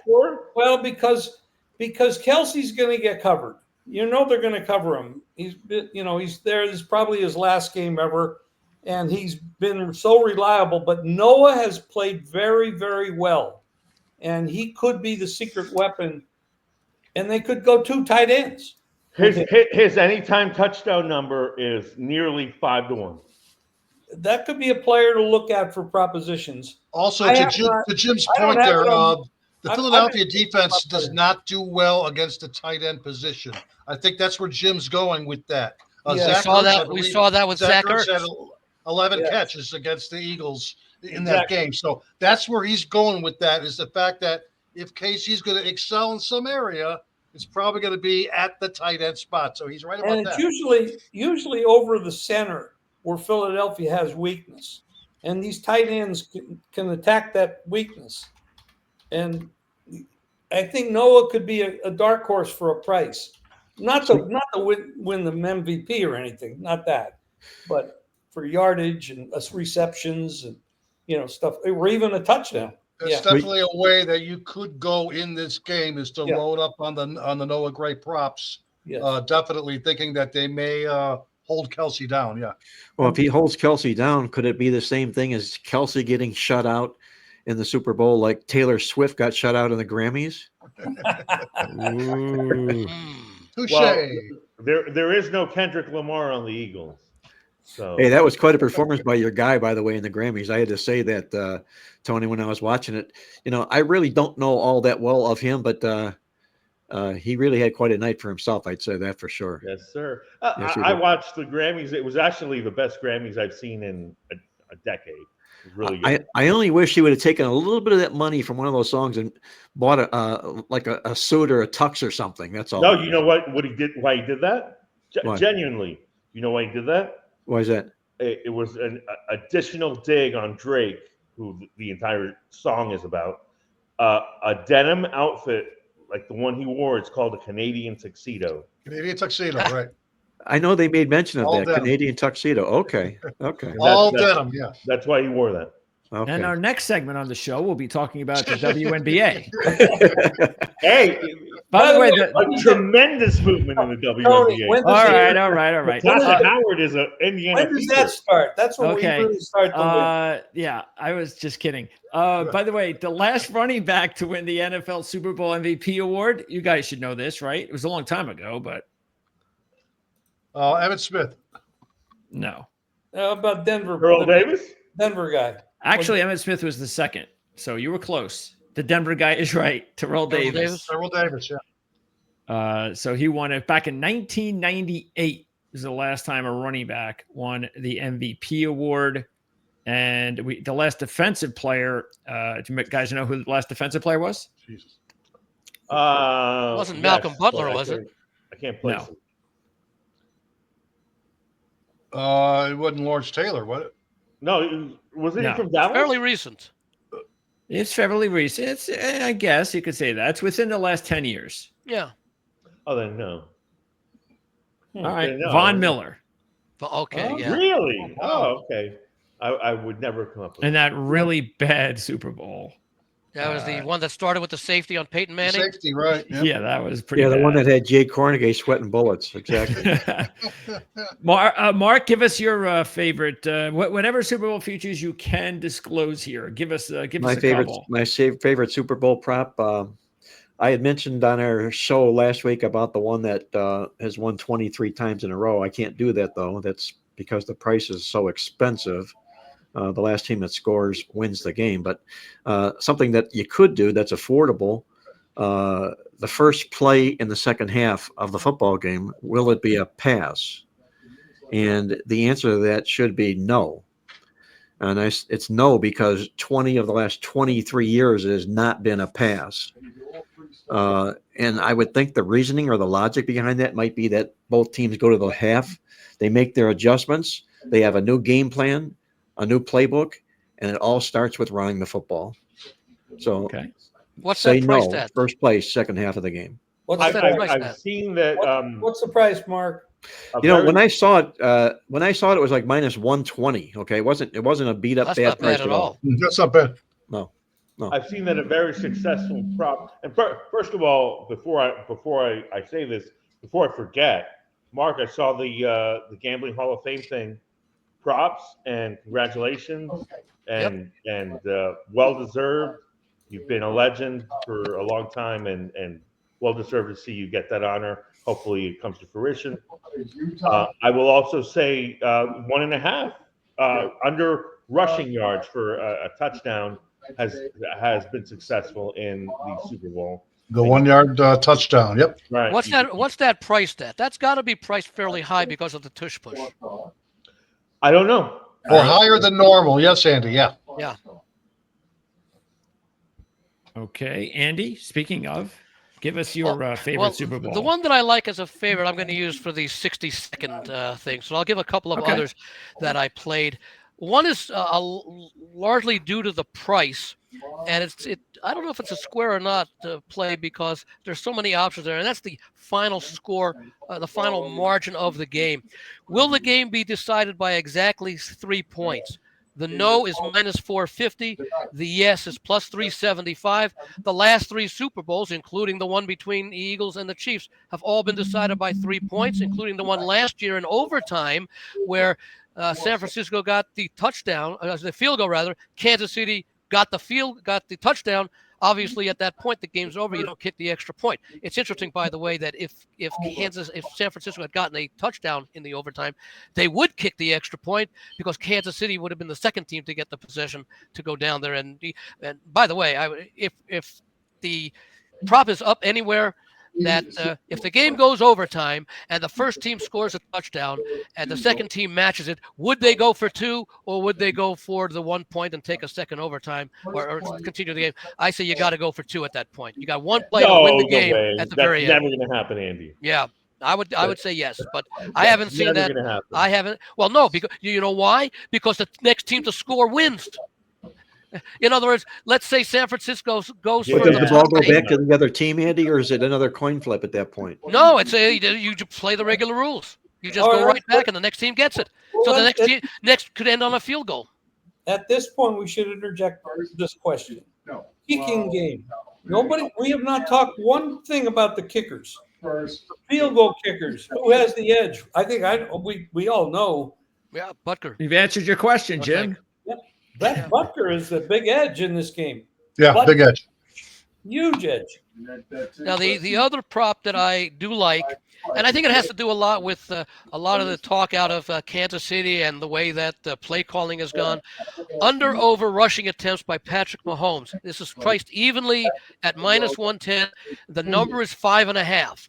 Now keep in mind that a kneel down at the end of whether it be at the end of the game or the end of the half counts as a rushing attempt. So you might get one or two of those, let's say, depending on if he has the ball late in the first half and they're not in a position, or they're in a position but they're too far away to take a chance. Time's out. But also, I expect him to have a number of designed running attempts, plus running attempts that develop out of perhaps coverages that say it's not advisable to throw the ball. I like over 5.5 on that They one. have such a bad running game to begin with because of their offensive line issues. Yeah.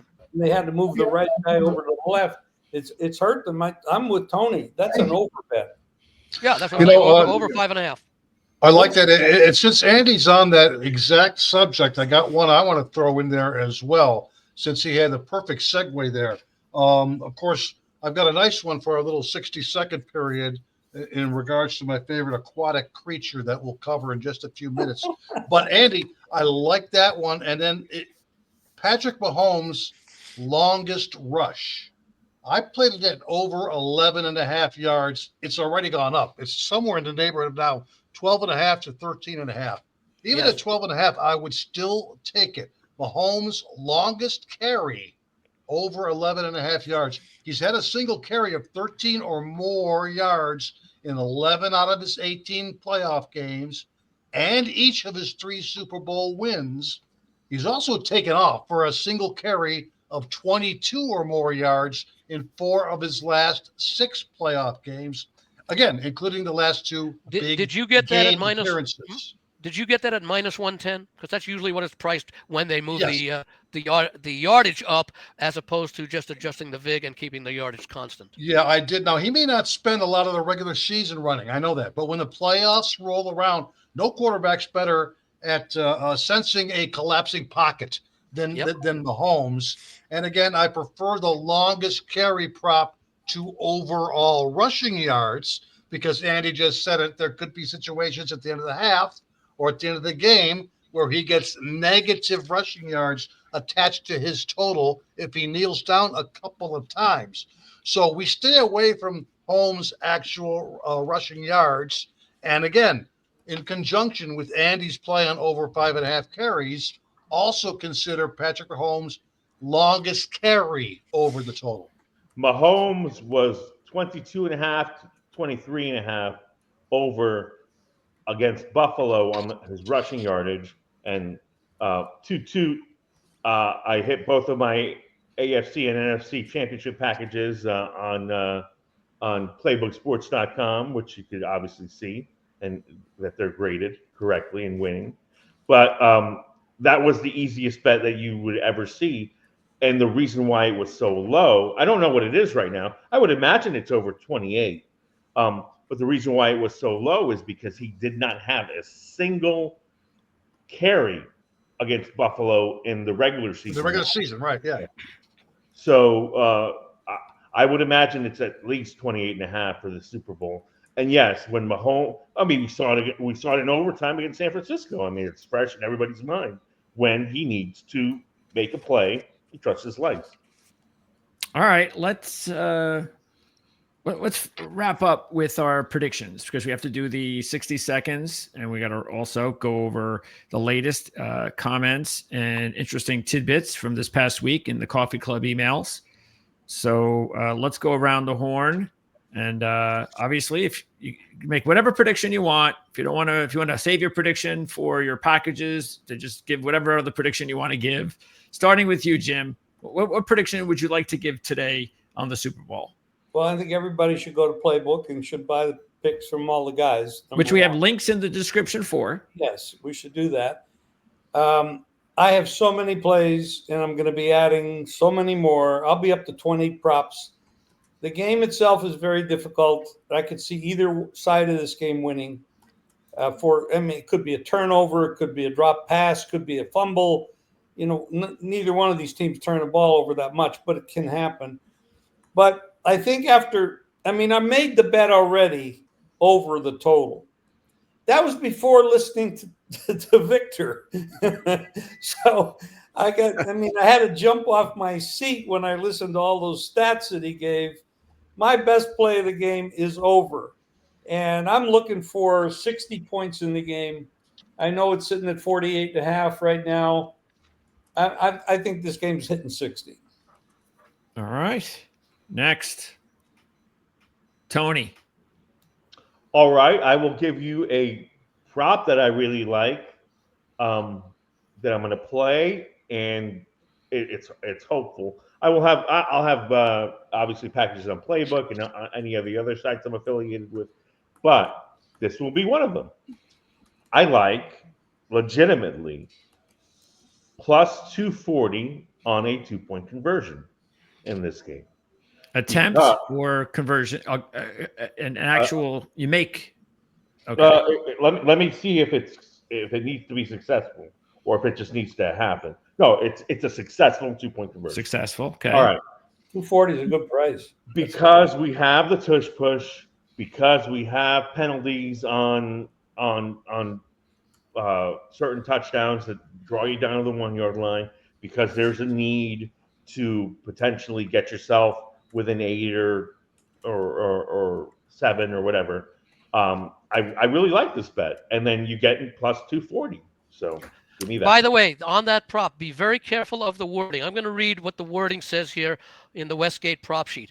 Will there be a successful 2-point conversion? It says a defensive 2-point conversion does not include it count. In other words, let's say the guy fumbles and the other team runs it back. It's a successful 2-point conversion for the defending team. But I think that they explain it that way, that it has to be for the team attempting the 2-point conversion. Gotcha. That may not be true in all sports books. So you do need, in fact, that's one thing. If I could say one piece of advice to anyone who's playing props, be sure you read the specifics of the proposition. Is 0 attempts? Does that result in an under, or does it result in a refund? Books have different interpretations. Be sure you read the fine print, which sometimes isn't as fine as you might like. Yeah, I got screwed. The only time I ever got screwed with a bet with sports books was I was dumb enough to bet on soccer.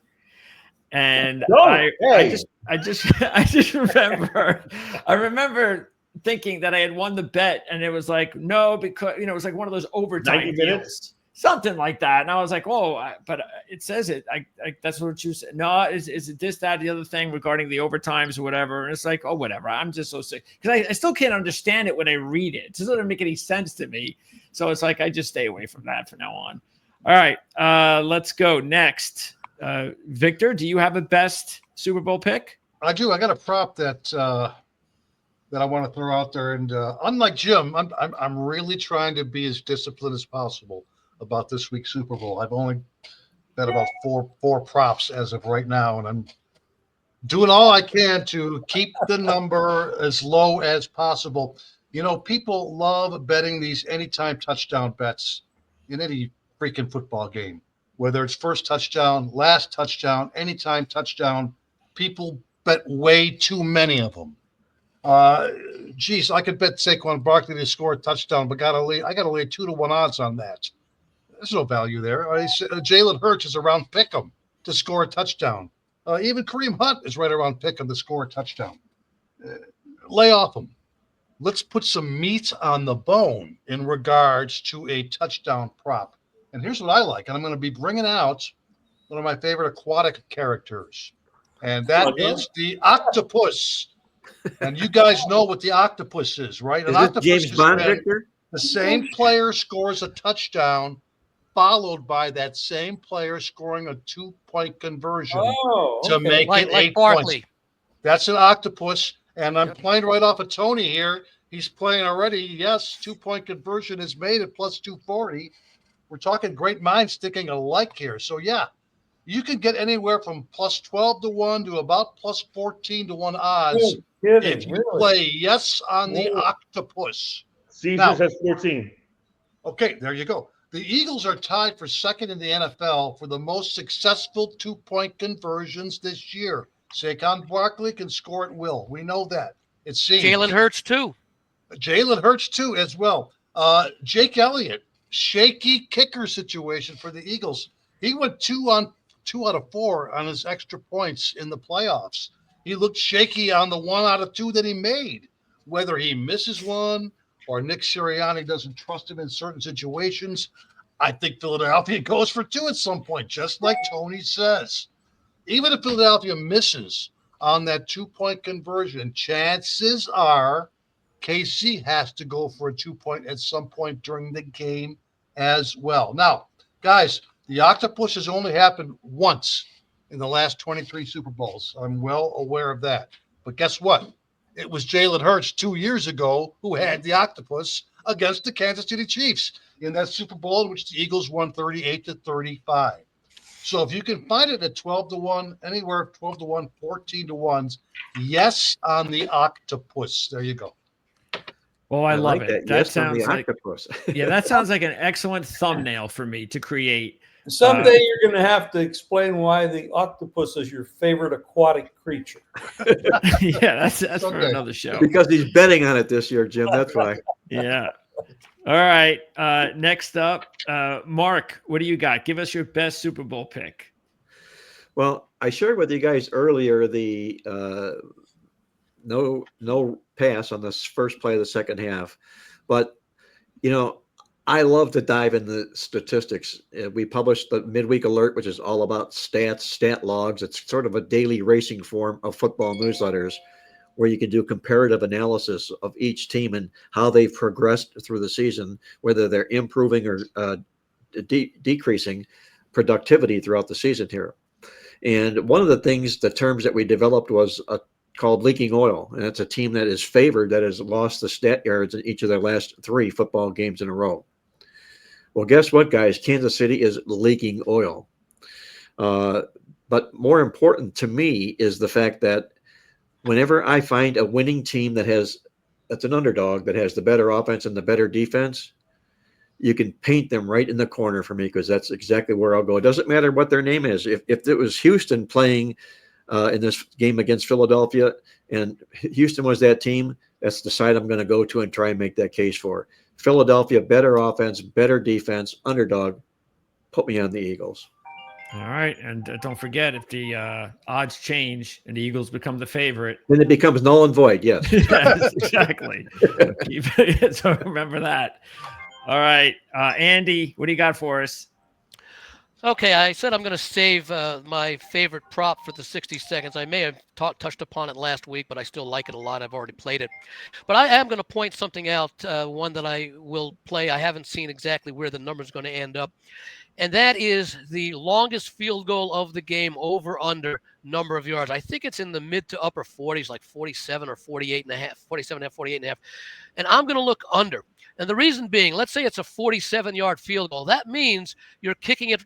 The line of scrimmage is, let's say, the 30, okay? 8 yards back makes it 38, plus the 10 is 48. Well, so many teams now, when if the situation is right, if it's 4th and, say, 3 or less, they're not going to kick the field goal. They're going to go for the first down rather than take the 3 points if they're in position to go for that first down, especially if the game at that point and ultimately turns out to be a high-scoring game.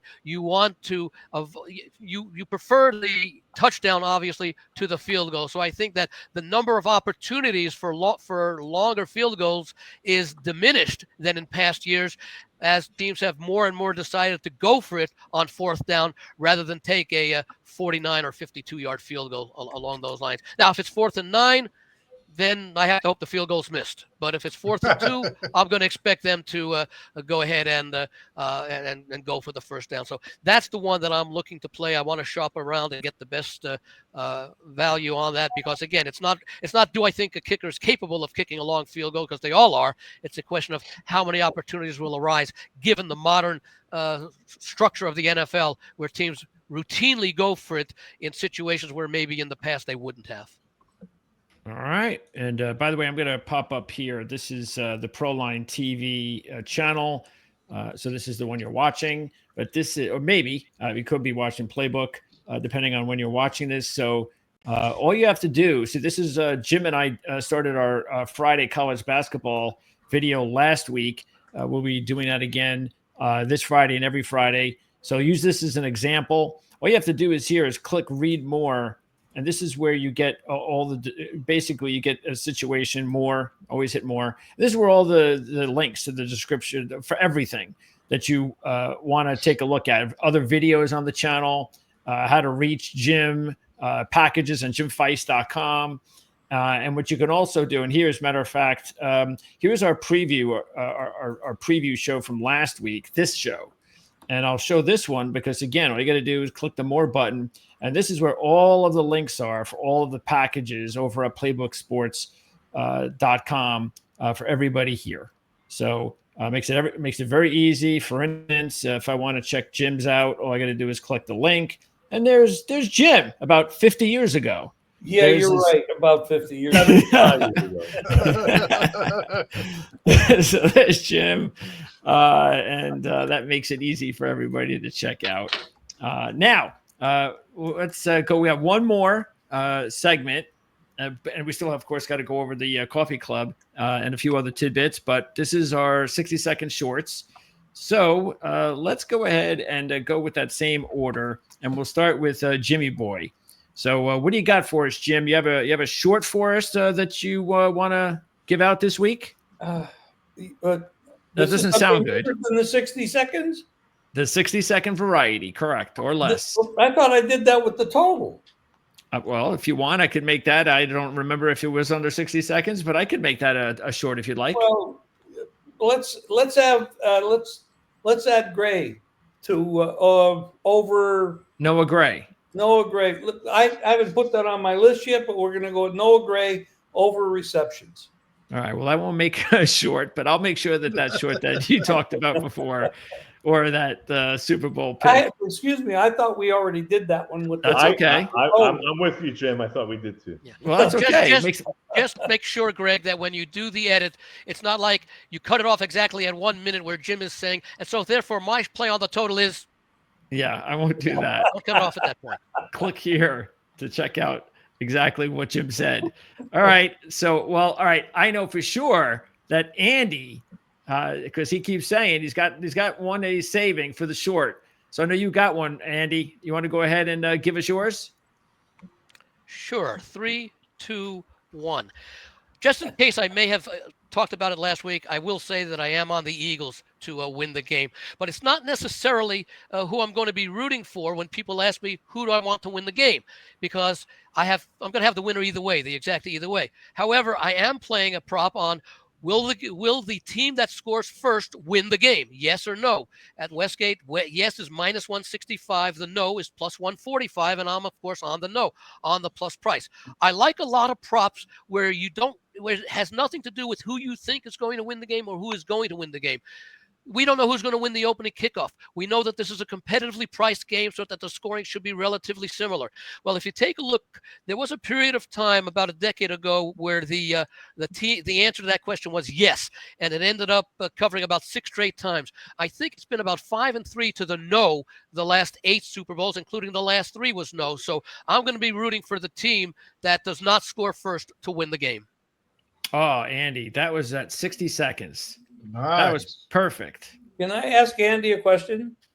Do they have a price up? And I know they must, and I just didn't see it.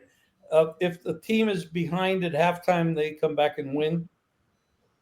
I believe what they may have. I know they have something like that where you can play Eagles win first half, Eagles win the game. Eagles win first half, Eagles lose game, something like that. But I think you may be asking if they have one for either team. Will the team leading at halftime go on to win?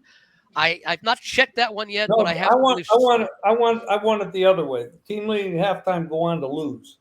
Oh yeah, no. But I'm saying that it's that either will the team leading at half win the game, or and then it's a yes or no.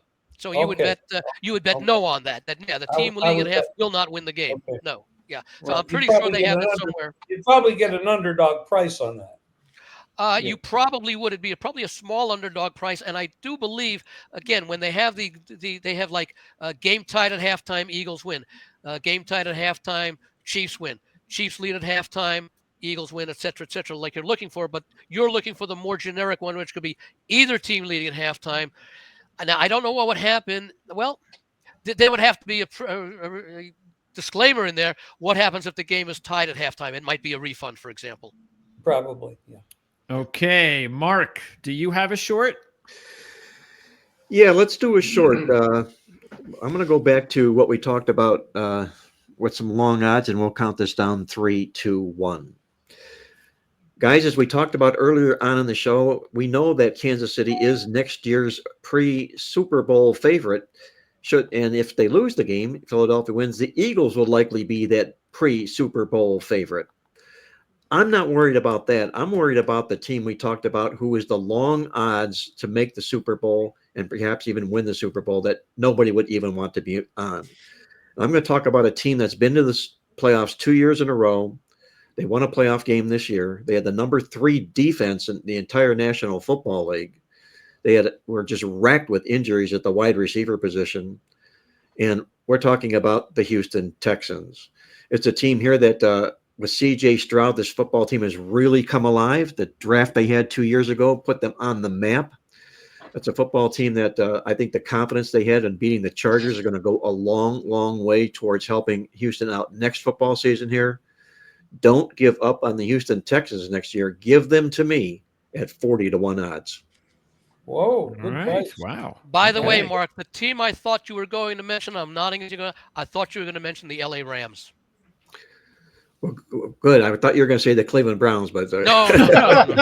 They didn't make they didn't win a playoff game this year. They didn't make the playoffs this year. But no, you're right. They did. The Rams, I think, are a very good team, especially knowing that Stafford's coming back. Right. Well, they won't have Cooper Kupp though. Team next year. What's that? Will the Cleveland Browns even have a team next year? Yeah, they'll be playing in the Mountain West. All right, so now let's take a look at what has taken place over the past week on Coffee Club email. I was doing one.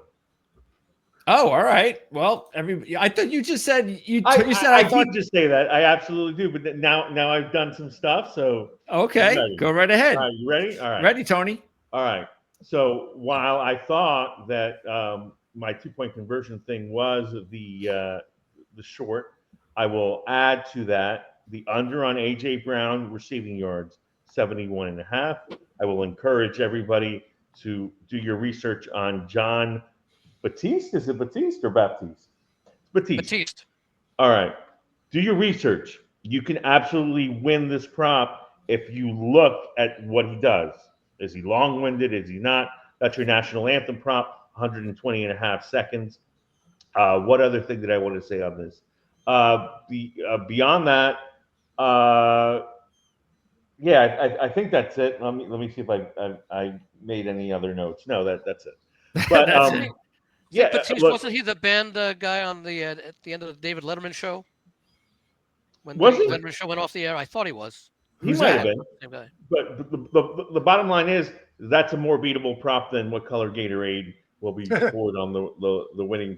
Purple. So, do yourself a favor and do your research on that. All right.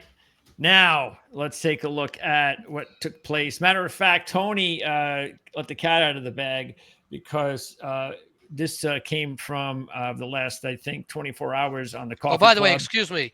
Batiste was on the Stephen Colbert show.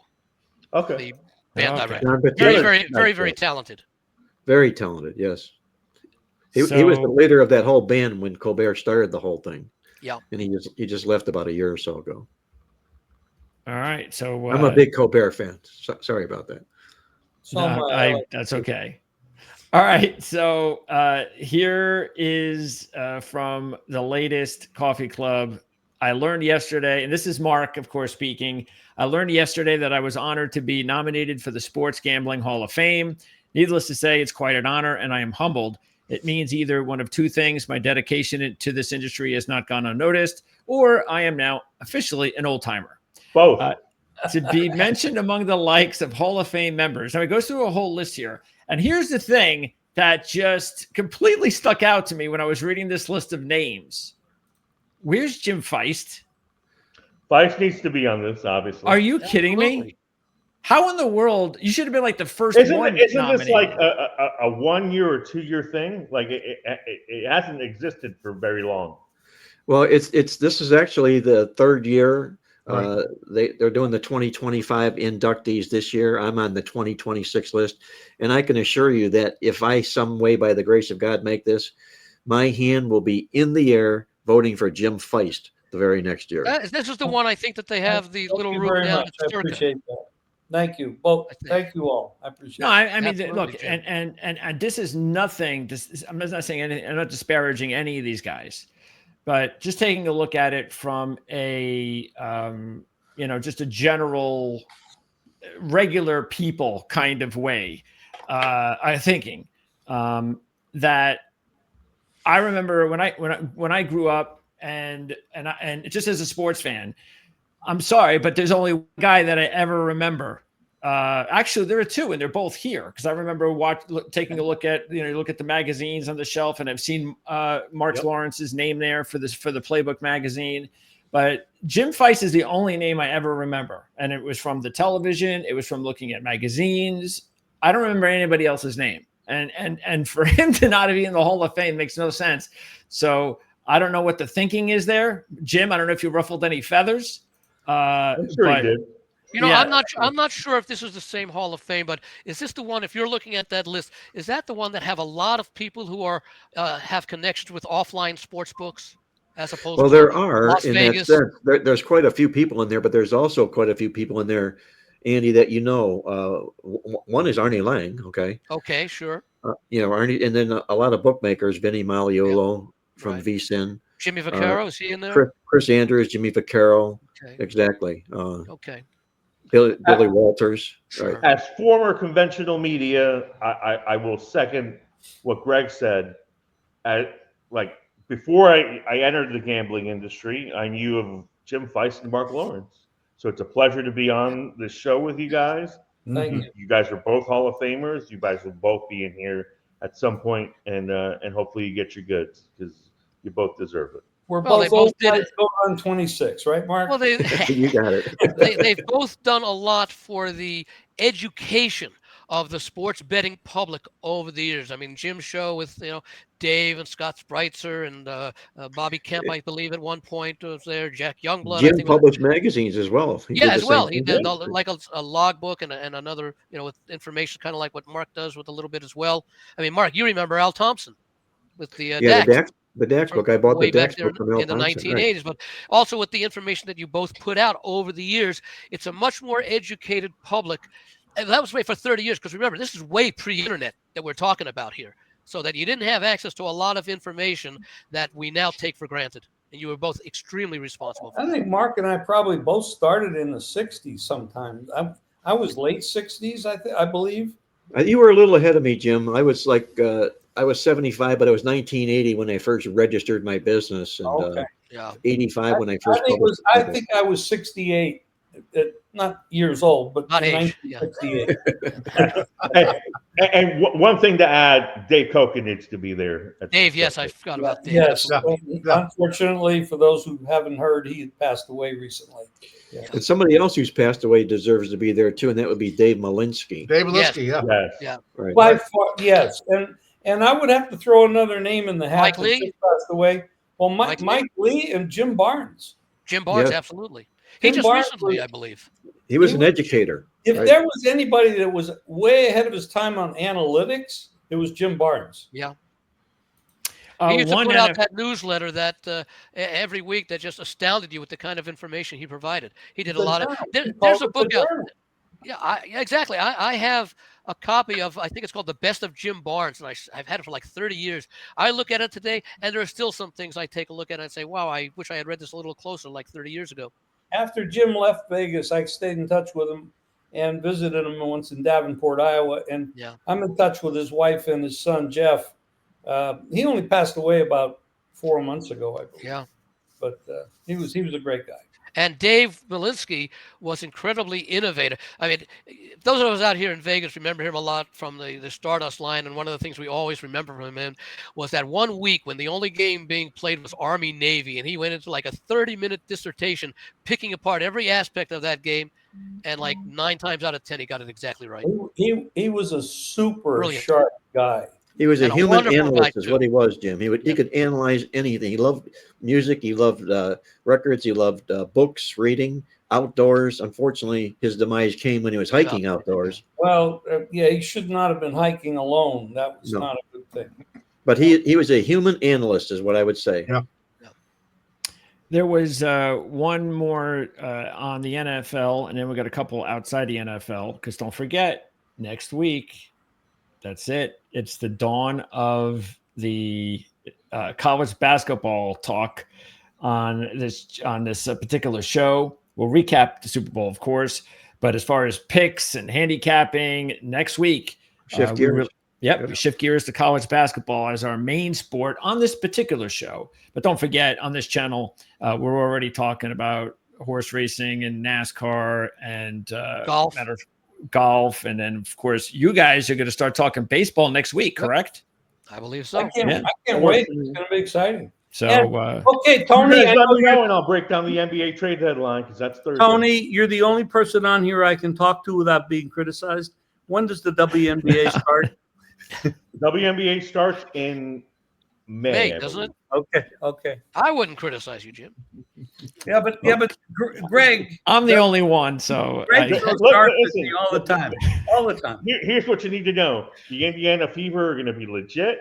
Yes. The Connecticut Sun are rebuilding. The Dallas Stars, very nice, and they'll replace the Dallas Mavericks as the team in Dallas. Because they're also going to get Paige Beckers. How about the Aces after their big trade? Yeah, I mean, look, the Aces are going to be fine. Asia Wilson just released her shoe today. I'm sure Greg is cringing, but it is. All right. Enough out of you. We never talk about the NBA, but what does anybody have an opinion of what the hell happened with the Doncic and Davis? Well, Doncic was kind of a risk to re-sign. In truth, what? He was a risk to re-sign. I mean, he's got all kinds of injuries. He was making Otani money coming up. And how much younger is he than Davis? He's significantly younger, and Davis also has 25. 6 or 7 years. Yeah. Let me give you the 20 seconds on this. The reason why De'Aaron Fox and Luka Doncic were traded is because of the Supermax. There are now tax aprons in the NBA. The bottom line is Adelson is now the owner instead of Mark Cuban. A lot of people don't know that. I didn't know that a lot of people didn't know that until this week. So Mark Cuban would have never traded him. Adelson said didn't care. Nico Harrison took it upon himself to say, this guy doesn't care about his conditioning. I don't want to pay him $345 million over the next 5 years to be the face of my team. Dallas Mavericks fans basically held vigils outside of Dirk Nowitzki's statue. We'll see we'll see Luka this weekend with the Lakers. Will debut. Cuban is still a minority owner, and he was a player's owner. The new guy is not a player's owner. He's a businessman. Doncic is the perfect fit for the Lakers for the future. I mean, Kobe Bryant's gone, LeBron James is going to be gone, and Luka Doncic is the perfect fill. Okay. On the other side of the coin, look for Dallas to improve defensively when Anthony Davis gets incorporated into that lineup. And that's what I'm looking for is how can I approach this trade from an over-under standpoint? And there's going to be value on Dallas Maverick unders once he gets into the Dallas system here, at least for the short term. Yeah, and on that, Victor, the Lakers don't add a rim protector between now and Thursday, their games are going to be 125 to 117. Yep. All right. The thing that I want to add to this, though, or I need to ask Tony, though, is that, and all that sounds 100%, but why didn't they try and open up talks with the entire league? Say, how come we didn't hear anything? And that's where I think if anybody wants to start bringing in conspiracy theories and, it's always, it's got to be the Lakers or it's got to be, this, it's always a big market, then that's where I would be like, all right, well, that makes sense because why didn't they go shopping? Why did it have to be the Lakers? It wasn't like the Lakers gave them anything so extraordinary that they had to take that deal. And that's fair criticism, but Nico Harrison and Rob Pelinka have a prior relationship. Nico was an executive at Nike for a very long time. So he knows Anthony Davis from that standpoint, and he locked in on Anthony Davis as the guy that he wanted. I think that the criticism that you can have, first of all, they did not want to open it up to a bidding war because then you're disrupting the locker room. And you're basically telling Luka before, he was obviously blindsided before this all happened that, hey, we're going to trade you and you're now disposable. Which the wildest thing about all of this is Luka Doncic has never had an instance in his life where he has been discarded. He was a 16-year-old playing for Real Madrid. Obviously, he was the best player in Slovenia as a kid. To get to that point, then you get to the Dallas Mavericks, instant success, 5-time NBA All-Star, first teamer, All-NBA, and all of a sudden now you're telling him he's not good enough? So they didn't want that out there. The one thing that I can say, hey, I'm going to criticize this, is if you're Nico Harrison and you're going to make that, you didn't get Dalton Connect. Like, you didn't get their first rounder from this past year to add to the first rounder that you're going to get in 31, and a good player that you got in terms of the kid from Michigan State, Max Christie, and obviously Anthony Davis. So that's the criticism, but they did not want to make this a bidding war. That's your answer. You know what I think, Tony? I think out of respect for Luka Doncic, that they didn't want to dangle him. They didn't want him playing, all of a sudden he's up for grabs and, all of a sudden it's at this game. Where's he going? I don't think they wanted any of that garbage out of respect to him. Tony, I was going to ask you, I like what the Spurs did. How about you? The Spurs somehow got De'Aaron Fox from Sacramento without trading Stephon Castle or at the very least, Jeremy Sohan or Keldon Johnson. Yeah. So yes, they held on to every asset. If you're the Spurs this season, you want to be like the Oklahoma City Thunder, sneak into the play-in, get Wemby some experience, and next season, sky's the limit. By the way, speaking of NBA very briefly, the trading of Cat, is that partially responsible to Minnesota's really poor season? Yes, because they added Julius Randle, and Julius Randle can't play with Anthony Edwards just now. Okay, Greg, you got anything else? We can wrap the show. I think we touched the bases pretty much about the Super Bowl. Yeah, we have a couple other things, but they're not timely, so we can hold them over to next week. Okay. I just want to say this in my 60-second spot. There's one thing that I did not mention because Greg was on the watch, and I didn't want to hear the buzzer. Yeah, you went over it as it was. So yes. As it was, okay. But the fact of the matter is I saw a really great stat about Houston. And when they beat Kansas City, or when they lost to Kansas City in the playoffs, they beat them by 100 yards and didn't have a turnover in the game. And they're the first team in NFL history to win a game by 100 yards, not have a turnover, and lose a game.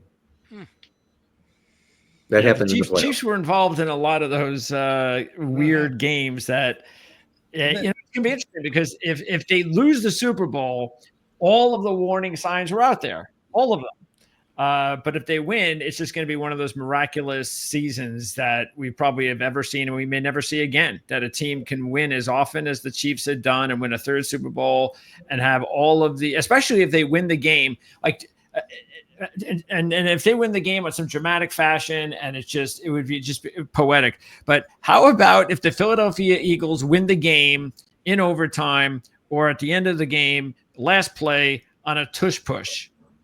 Just imagine if that were to happen just before. And then it gets banned. Just before this possibility that they're about to get rid of it. Do you think someone will create that prop? It may already be out there. They probably should. Hey, will the game end on a tush push? Quick little poll for you guys.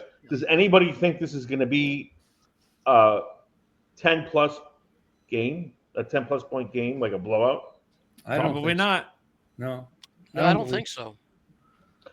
I mean, I'm going to have a play on the game, obviously, but I can't prescribe betting a lot of money on this game. I'll tell you what. You mentioned there are going to be people betting 7 figures on this game. You'd probably get a great price if you said one of the teams will win by 10 or more. Absolutely. Yeah. Yep. I haven't even looked at that. I wouldn't even consider it. Or Ask Scott Fisher, Jim. if the game goes down to pick 'em, maybe you tease both sides. Okay, guys, we're going You're to not put a gonna get wrap on it 4-0. for the show here. I hope everybody enjoyed it. I want to thank our panel of experts for joining us on the show. Victor King from the Playbook Offices and the Totals Tip Sheet. Andy Iskoe from The Logical Approach. Make sure you get your hands on that newsletter. It's coming out today, guys. It'll be War and Peace, a volume of reading. You get it, you read it until the Super Bowl begins. Tony Mejia, contributor to the Sporting News and a Playbook expert. I want to thank him as well. Our producer, Greg DePalma, for doing a masterful job. And the legend himself, Jim Feist. Jimmy, I hope you enjoy the Super Bowl as well. And give Roz a hug for us, if you will. I will, and say hello to Colleen, please. I will do that. Thanks. Until next week, guys, when we're back here on Proline TV to talk about basketball. Once again, this is Mark Lawrence. Remind you to always remember to bet with your head, not over it. And good luck as always.